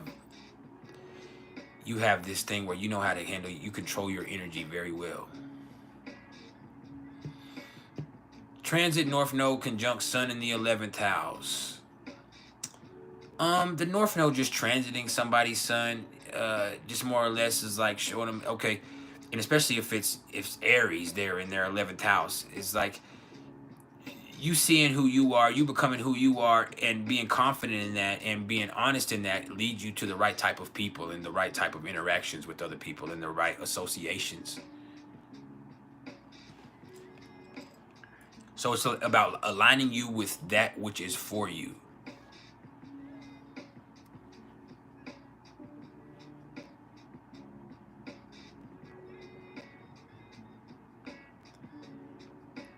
And you said, hey, it's my pleasure. You said, which life paths go along the best? I don't like to do that with that. I think a 1 could go great with a 2 or an 11 or a 7 because they don't need somebody. And the 7 is doing their own thing so they can be in love with somebody, but that 7 can search for their own stuff without that 1 being dependent on them. The 4 is good for a 6. You feel me? The 9 is good for just about anybody, but everybody could hurt them. The 33 is probably good for a 6 or a 4. Somebody that can help them organize and do something with them that's effectively. The 5 is good for the 3 or the 1. The 11 and the 7 go especially good together. The 9 and the 11 go good together. So, there's lots of different ones that go in there that do pretty good. Sports Kid said they have Jupiter and Saturn in their 11th house, both square Uranus and Venus in the 8th house.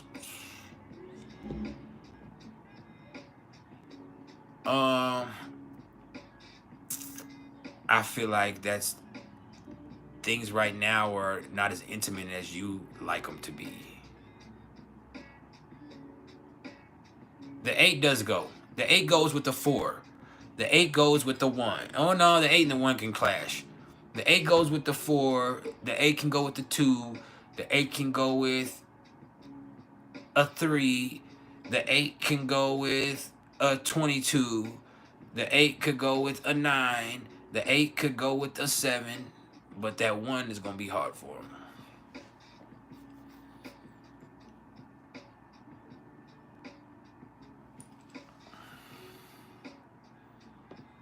There's a difference.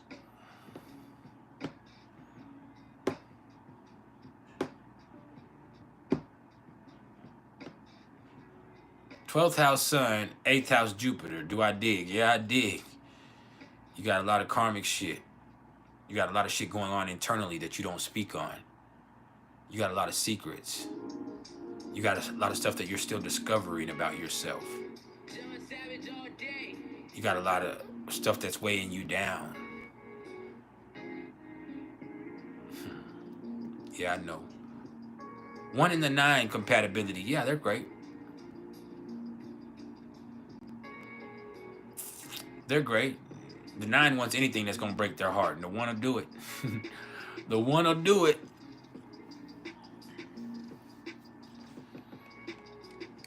The 9 can go with just about any of them. Yeah. I got 2 more years. I got my 50-year plan.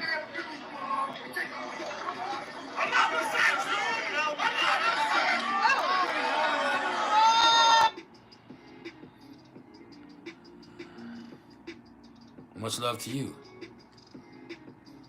Which life paths have the hardest time getting along? I think that's more dependent on the soul urge number. I would just say that 4 and a 5 are not going to get along very well. A 4 and a 3 are not going to get along very well.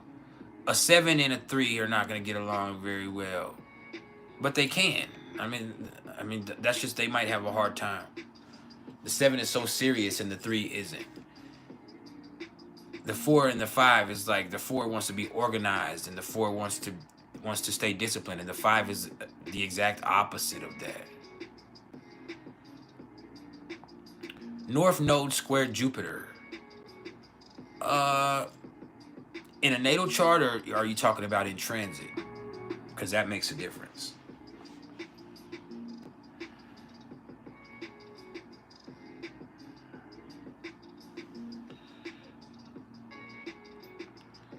The North Node square Jupiter means that the stuff that you enjoy isn't necessarily good for you or helpful on your path.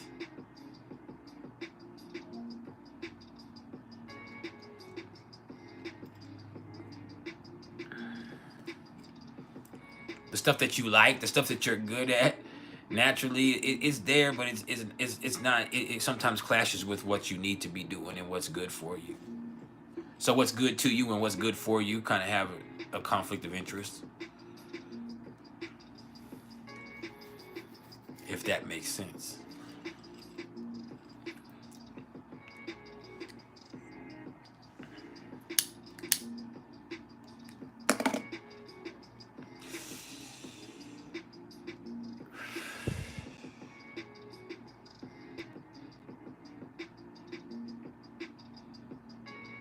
I wouldn't say the 9 is a punishment. It's I mean, it's a gift. It's the completion of a cycle. It's the last, it's the last lesson you need to learn. Unconditional love. Acceptance, too. Not just unconditional love, acceptance that this is what it is. You got to keep loving regardless. Yeah, it's hard. Yeah, it's fucked up. Yeah, you get fucked over and there's no reward. But, hey, this is just a part of the process. So, acceptance. The 11... That can be a punishment, even though it seems like a gift. And I'm just, but a lot of times that 11 is gonna have some type of karmic debt attached to it. Like mine has that 19.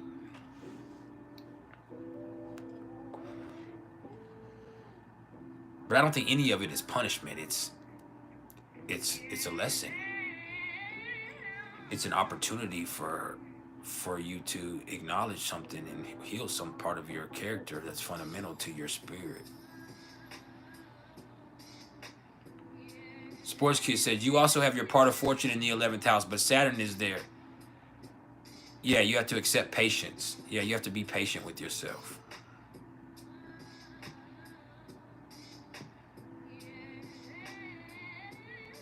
That makes perfect sense, Villanita.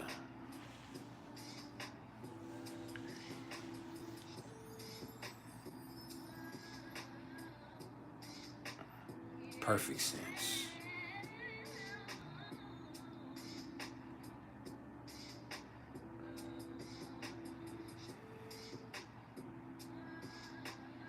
I mean, a theory is a theory. You can choose to believe what you want. I believe it probably goes from 1 to 9. But I mean, if you believe it goes that way and that's more helpful to your understanding, that you're perfectly allowed to believe that.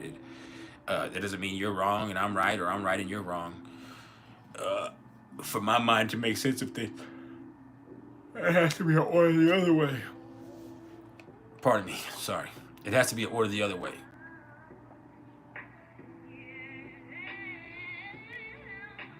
Vertex and Leo in the 8th house. I know a lot of people with Vertex and Leo in the 8th house. Finding your confidence inside of yourself. You know, learning to be confident in deep down, true confidence. Not bravado or pretense or ego. Just like being confident and being brave enough to face experiences every day in life. No matter how extreme it gets, even if it means dying on the hill. Could the 4 and the 5 get along? No. Yeah, I mean, they can, he can, but I was just being bullshit. No. Can the 4 and 5 get along if the 4 has a soul number 5? I mean, it's possible. It's possible. Anything is possible, though.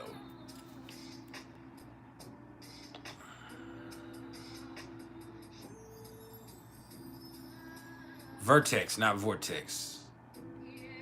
Vertex is a karmic point in the chart that's activated by people and events. I like to call it the black matter of a person. Because your vertex, it's the energy that's not necessarily naturally expressed. It's fundamental to who you are, but it's not naturally expressed or even seen. And it gets activated by people and events in your life. And so, for me, my vertex is in Taurus in the 8th house. And so, for me, it's about not depending on other people for financial shit. It's about realizing I am the bag myself. It's about staying calm in situations that I would normally panic or freak out or be scared of. And so, all of that right there, realizing how powerful I am and how strong I am, and staying solid in that.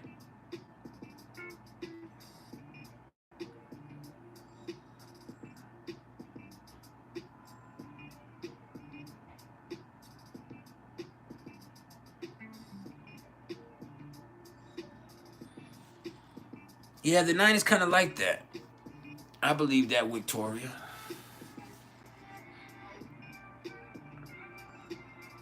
I don't dispute it or refute it.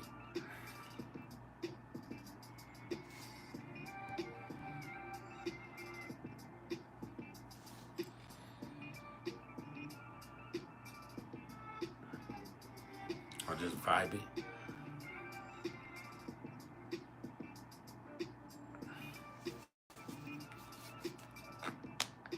We for real only have a few more minutes, y'all. I don't know how much longer, but I've already went 30 minutes past my previous time I was going to shut it off. So we might go 5, 10, 15, but no more than 30 minutes.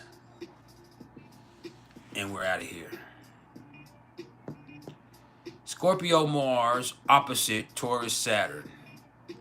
We done went over this too many times for you.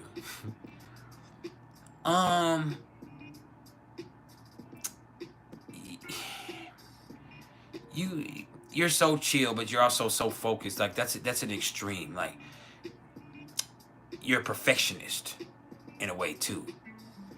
And with Mars opposite Saturn, and sometimes you want things real bad, but they take longer to develop than you want them to. And sometimes you value in the wrong things or be obsessed about the wrong thing, and that slows down your efficiency. And then other times it's just like, man, uh, you're strong, but it's like the intensity that you have isn't matched by your effort. So yeah.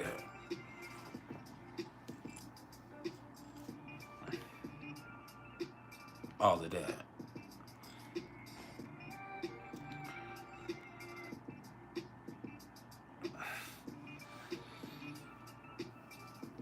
I don't like how this has turned out today. I gotta redo my beard again.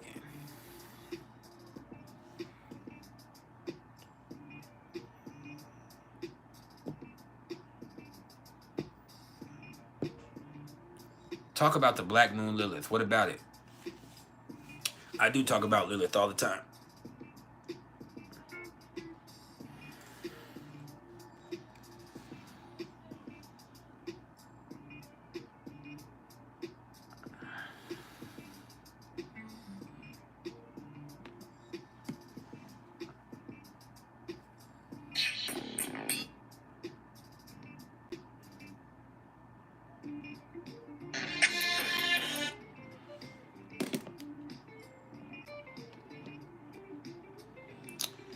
The Black Moon Lilith affecting the South Node. You talking about in transit right now? The Black Moon Lilith in Libra affecting the South Node in Libra. It just means people are, as I was saying earlier, really codependent. People are really caught up in other people's shit. People are kind of dishonest and superficial and two-faced right now. They're spending a lot of energy worried about what other people have going on, and that makes them easily influenced and over-conciliatory. And it's natural. Instead, people need to be being straight up, and people need to be being honest, and people need to be action-oriented instead of being so indecisive and paralyzed by other people's opinions. And so, yeah, all of that. What's up, Bronx Mystic 118? You said, hey, you have both your ascendant in Scorpio with both Lilith and Pluto in the first house. Oh, you very intense. You are intensity personified. And you're sexy. You're powerful. But people hate you because of all of that shit too. You evoke feelings in people. Like you make people feel some type of way by your presence alone. And shit, that can be very powerful, but it can also draw shit to you that's dangerous. And you're always changing. You have these really intense experiences that change you. Or really, you change dynamics yourself by you stepping into the scene. You change the energy of a room. You change the dynamics of a situation. But there's also stuff that changes you. Yeah, I know you.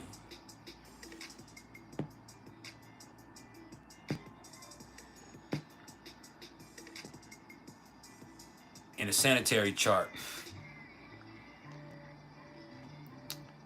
what do I consider the most important guide in astrology or numerology? What do you mean? I'm the most important guide, but I don't know what you mean by that. You have to do that in a different way.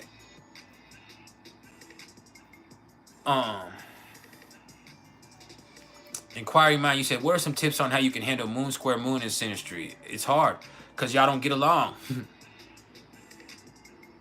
Y'all don't really get along. Y'all aren't really very comfortable with each other. There's going to be attractions, but give each other the space to be who they are and be considerate of the other person's feelings. Whatever they are, and understand there's more just beyond that. But that's hard because that moon square moon is one of the hardest things because y'all are so different. You're so different. and y'all approach things drastically different, and that clashes.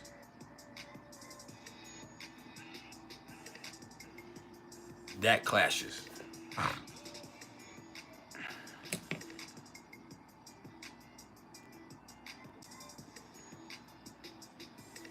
So yeah, it clashes.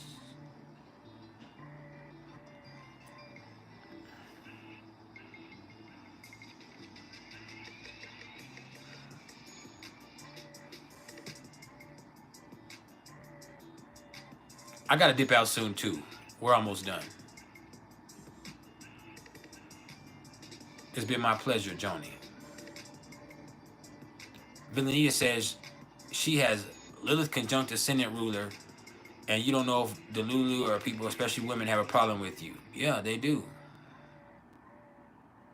They do. And what's up? You said, can I please tell you what Pluto in the second house represents? It can represent a few things. Pluto in the second house means that you're probably going to experience the very heights and lows when it comes to material things. So you might go from rags to riches in your life, or even from riches to rags. And you start to feel like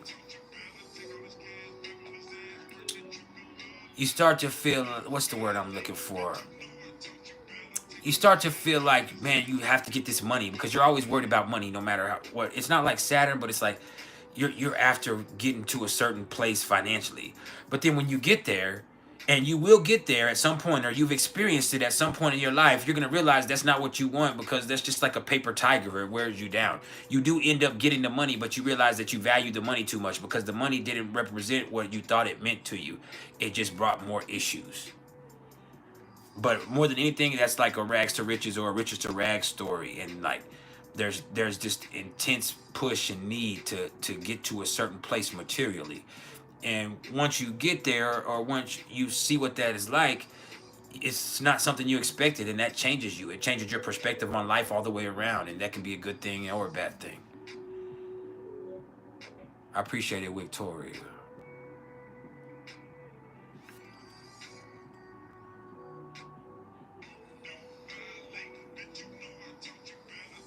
You said what placement?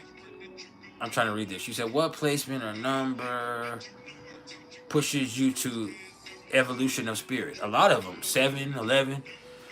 There's all types of placements. You have 9th house placements that do that to you. You have 12th house placements that do that to you. There's not just one placement or one numerology number that comes across in that way.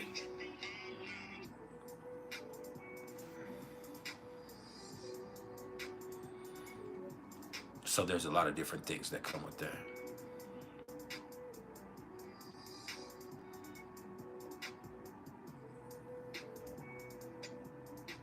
Partners Neptune in the 10th conjunct natal Lilith in the 7th house.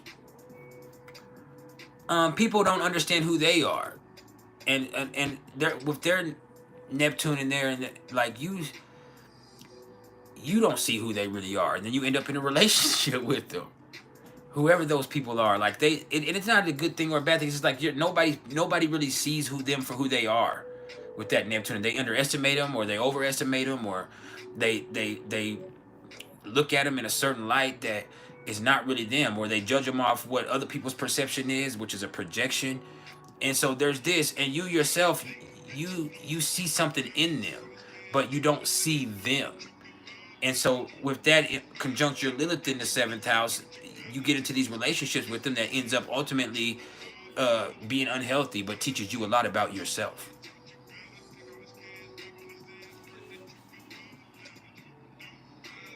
You learn a lot about yourself from that.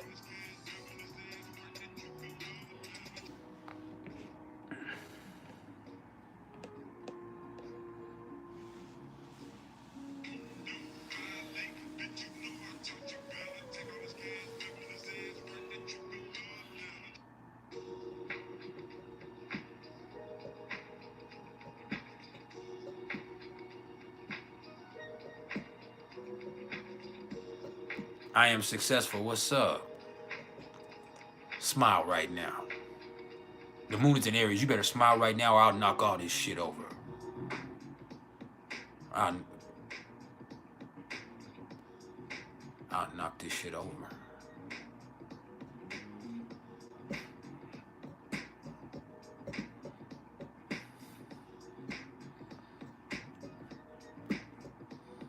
If you're here and you haven't hit the like button, hit the motherfucking like button.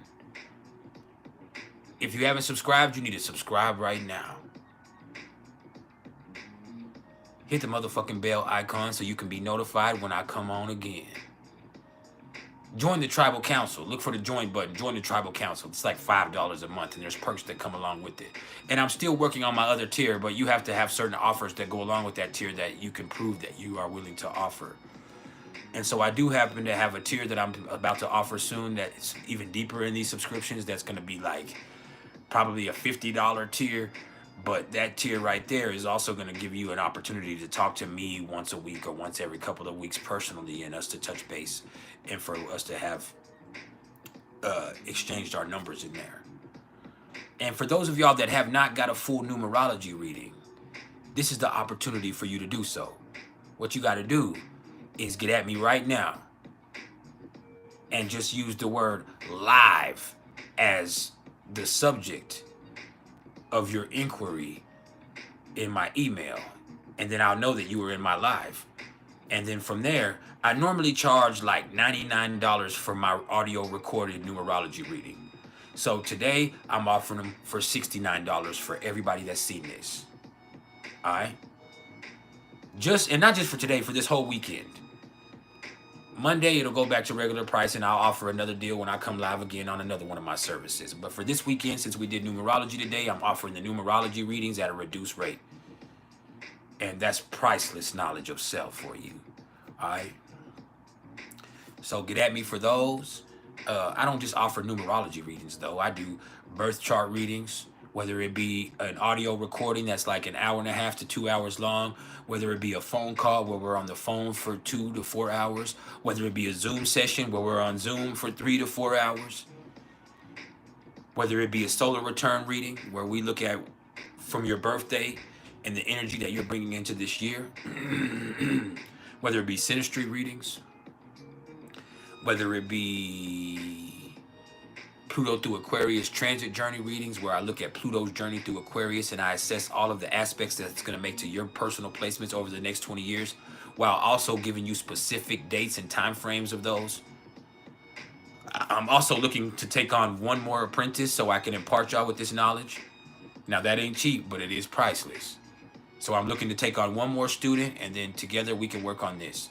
And I'll be able to teach you everything I know about astrology and help you be able to read charts and start a business in and of itself with you. And you'll be a part of this priceless network where I will also promote you from this platform. And so, yeah, get at me. I ain't leaving yet, but get at me.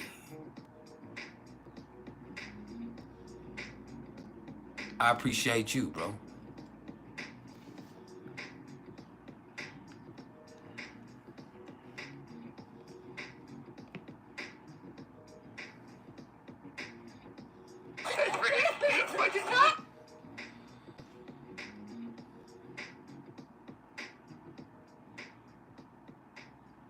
You're so special.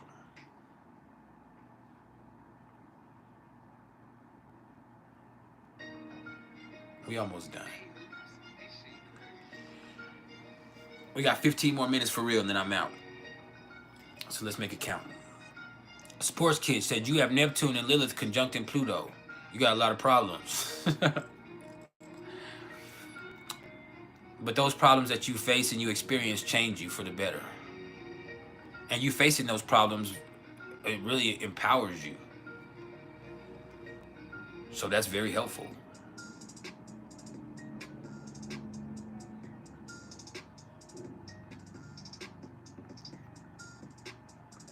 Fabio Collado, you said you just got here. What's this all about?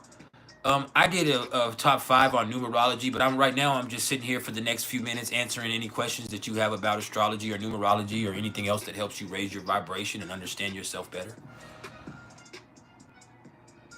And you said, do degrees play an important role in the birth chart? Yes, but not in the same way that some people look at it. And some people get really into critical degree theory and Sabian symbols. That means each degree of the zodiac has a certain mystique and mythology and energy to it. And I can see that, but I don't like getting caught up in that, because for me, you can get in those intricacies that could take away from the fundamental understanding. But yes, degrees do matter. They absolutely do matter. What's up, Young Raw?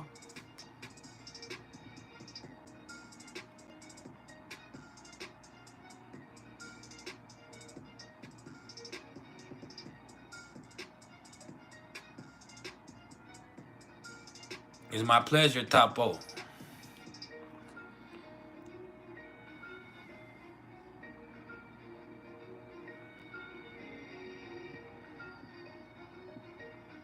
It's my pleasure. Get another service now. We got a numerology. Get you a numerology reading now.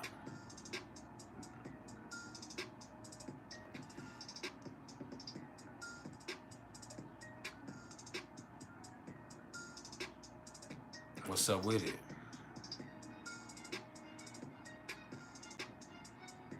I'm here answering any questions y'all have. I've actually been here for over 3 hours. So I got about 15 more minutes and I'm out. So let's make it count. For anybody that has any questions, let's go ahead and address them now. And I'll be back on Monday. And if you're here and you haven't hit the like button, you need to hit the like button right now before I get mad and go home. Miss Sweet Cherry. I have a discount on numerology readings, but did you already get a numerology reading?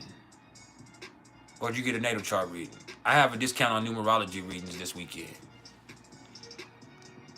But if you get at me, I'll offer you a deal that I'll offer you a same deal that you had got at me before. So definitely get at me. Shoot me an email at mr.turner1300@gmail.com. And I got you. Topo, you said, what would I say the life path 5 should have as a career? You hate 9 to 5. You hate 9 to 5s because you're a 5. Then get at me for a numerology read. I'm offering for, instead of $99, for anybody that saw this live today, I'm offering them for $69. I would say if you get you a natal chart reading then this time, get you an astrology reading, get you a solar return reading, get you a Pluto through Aquarius transit journey reading, where I can look at Pluto's journey through Aquarius and look how it's going to affect you over the next 20 years, where I'm giving you specific dates for everything that's going to go down and how long you're going to be in aspects with those aspects. That shit is priceless. But let me get back to this question. Because you're a 5, you want freedom. You don't like having to come, to be on anybody's rules. So anything where you're allowed to design your own work methods and work your own hours, where somebody's not breathing down your neck, would be helpful in a career for you as a 5. But something exhilarating and exciting too would be awesome for that 5. Something where you're allowed to take that courage that you have and that willingness to take risks and make it something that's profitable for you and prosperous in your life. Edson number 5. The life path number 5 is a life of change. It's about, embracing change and developing your free will and, being free to be who you are and living and thinking outside of the box. That's big. It's everything.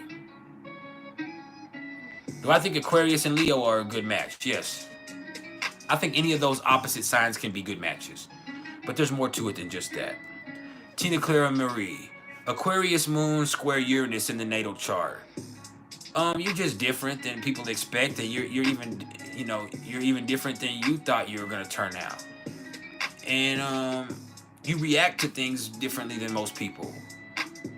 And you get these great ideas, hell, even brilliant ones sometimes, but you have this thing where you act on ideas and impulses without a lot of forethought. And so sometimes it's like you feel this and you do it, and even though you were just guessing, it usually turns out to be spot on. But there's also this iconoclastic streak in you that goes against the grain and does the opposite of what everybody expects of you, and that creates chaos in your life sometimes.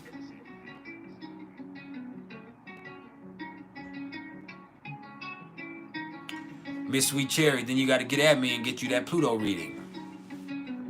They're usually, the Pluto readings are usually $123, but I will do it for $99 right now for you. Send me an email. I got you. Send it right now. Right motherfucking now. What do I think is the best moon placements through the houses in Sinistry? I don't know. I would have to think about that. I would have to think about that. You know, moon in the first house is really comfortable with each other. Moon in the 7th house is okay. Moon in the 2nd house is awesome. Moon in the 5th house is fun. You can learn a lot with moon in the 9th house. You can have great communication with moon in the 3rd house. You can really help somebody heal with moon in the 6th house. You can be friends with moon in the 11th house. Moon in the 12th house would just probably be harder for relationship aspects, but it can help too. So it's not just that one little thing. Topo, you said, thank you, that's very helpful. Do I think Taurus women and Capricorn men are compatible? Absolutely. Absolutely. That Earth trine is beautiful because not only does it mix for y'all sensually, but y'all also are two people who are about something, and y'all really take y'all's safety into consideration, and y'all are conservative enough to make sure that the bills and everything is taken care of, and that y'all actually have a support system that's flourishing between each other.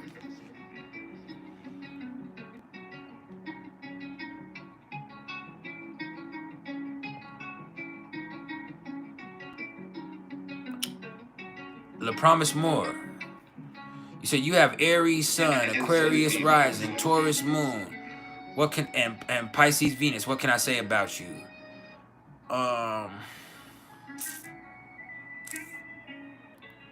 You're real. You're fucking real. You're real. You live. You know. You're comfortable in your own skin, and you're real. And you love unconditionally. You don't judge other people because you have so many complexities. That's what I can say about you. Tina Claire Marie, you said natally, if Pluto squares the ascendant and the Sun and Mercury and Mars are in Scorpio, does that mean Pluto is heavy in your chart? Yes. La Promise Moore, you said you just find out that you have Jupiter in Sagittarius. What does that mean? What would y'all suggest as a partner? I would suggest a Sagittarius partner, but that just means you're blessed because you're positive. You're a very positive person, and you see a lot of luck because you expect the good things to happen to you. And a lot of times you don't get caught up in all of that pessimism. Fabio Collado, you said you have Aquarius Sun rising, Aquarius Sun and rising. No, Aquarius Sun, Sagittarius rising, and Moon in Cancer. What can I say about you? You love freedom, but you also, you care about having a home to come to. But you love to explore, you love freedom, you love making friends, you love enjoying your life. You're very intuitive, you're very wise, you know a lot of stuff that you don't even know how you know, but you just know and understand those things. You see the big picture very well, and you care about other people, but you know how to stay out of their business and do your thing too. Is a square aspect the hardest one to deal with, both natal and synastry? Yes. Bronx Mystic 118. Shout out to the Bronx. Shout out to my boy Kai Sanat. You said you also forgot to mention that you have a Capricorn stellium, Sun, Venus, Mercury, Venus, and you're also a life path 11. You're on a serious path then. You got all that fucking Capricorn energy. You got a responsibility to help people. But you can't be so serious all the time.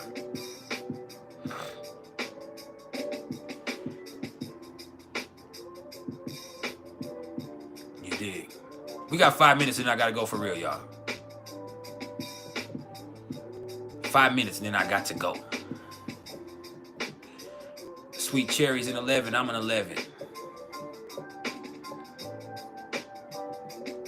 You have divine purpose. Shout out to the Bronx, Young Ra in the Bronx. Yeah, the Bronx.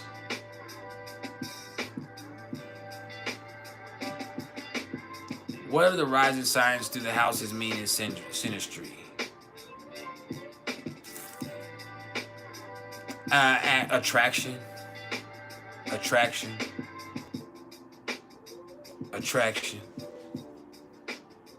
More than anything else, attraction. Can you dig it? Thank you, The Promise More. Thank all of y'all for dropping in today. Y'all made my day. I'm getting ready to go spend the rest of my day with my wife. Miss Chaz, you need to come back. Come back. I messaged you back. You didn't say nothing. Come back. Right fucking now.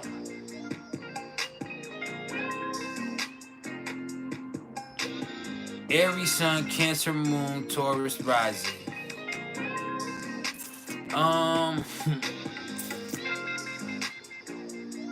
Yeah, I mean, you're straight up. You're honest. You're solid. You're a solid person because you're authentic. You can't help how you feel. You show how you feel. You're honest about how you feel. You are unapologetically you, and people can depend on that. You're somebody solid. Yeah, I like that. If someone's rising is in your 6th house, what is that? Or the 12th house even? I mean, just for me, that just means that's the sign that's what sign is in your 6th or your 12th house. I mean, it doesn't really mean anything. I'm sure it means something to everybody, but it's not anything super crucial. Their rising is in your 6th house, so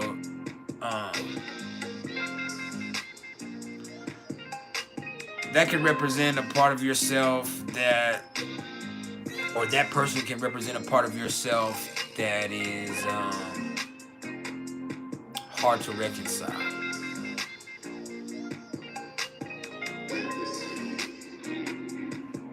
How do I know if somebody is for me wifey material? There's not one thing I can pinpoint with that. There's not something that's simple to say with that.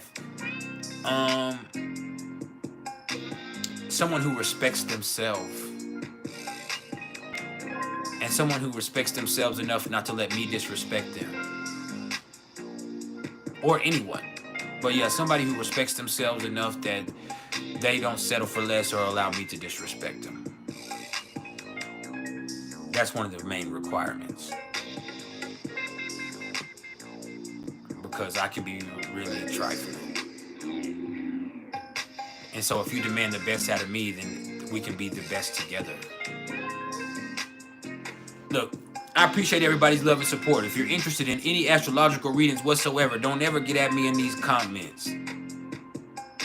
Get at me in my email, which is mr.turner1300@gmail.com.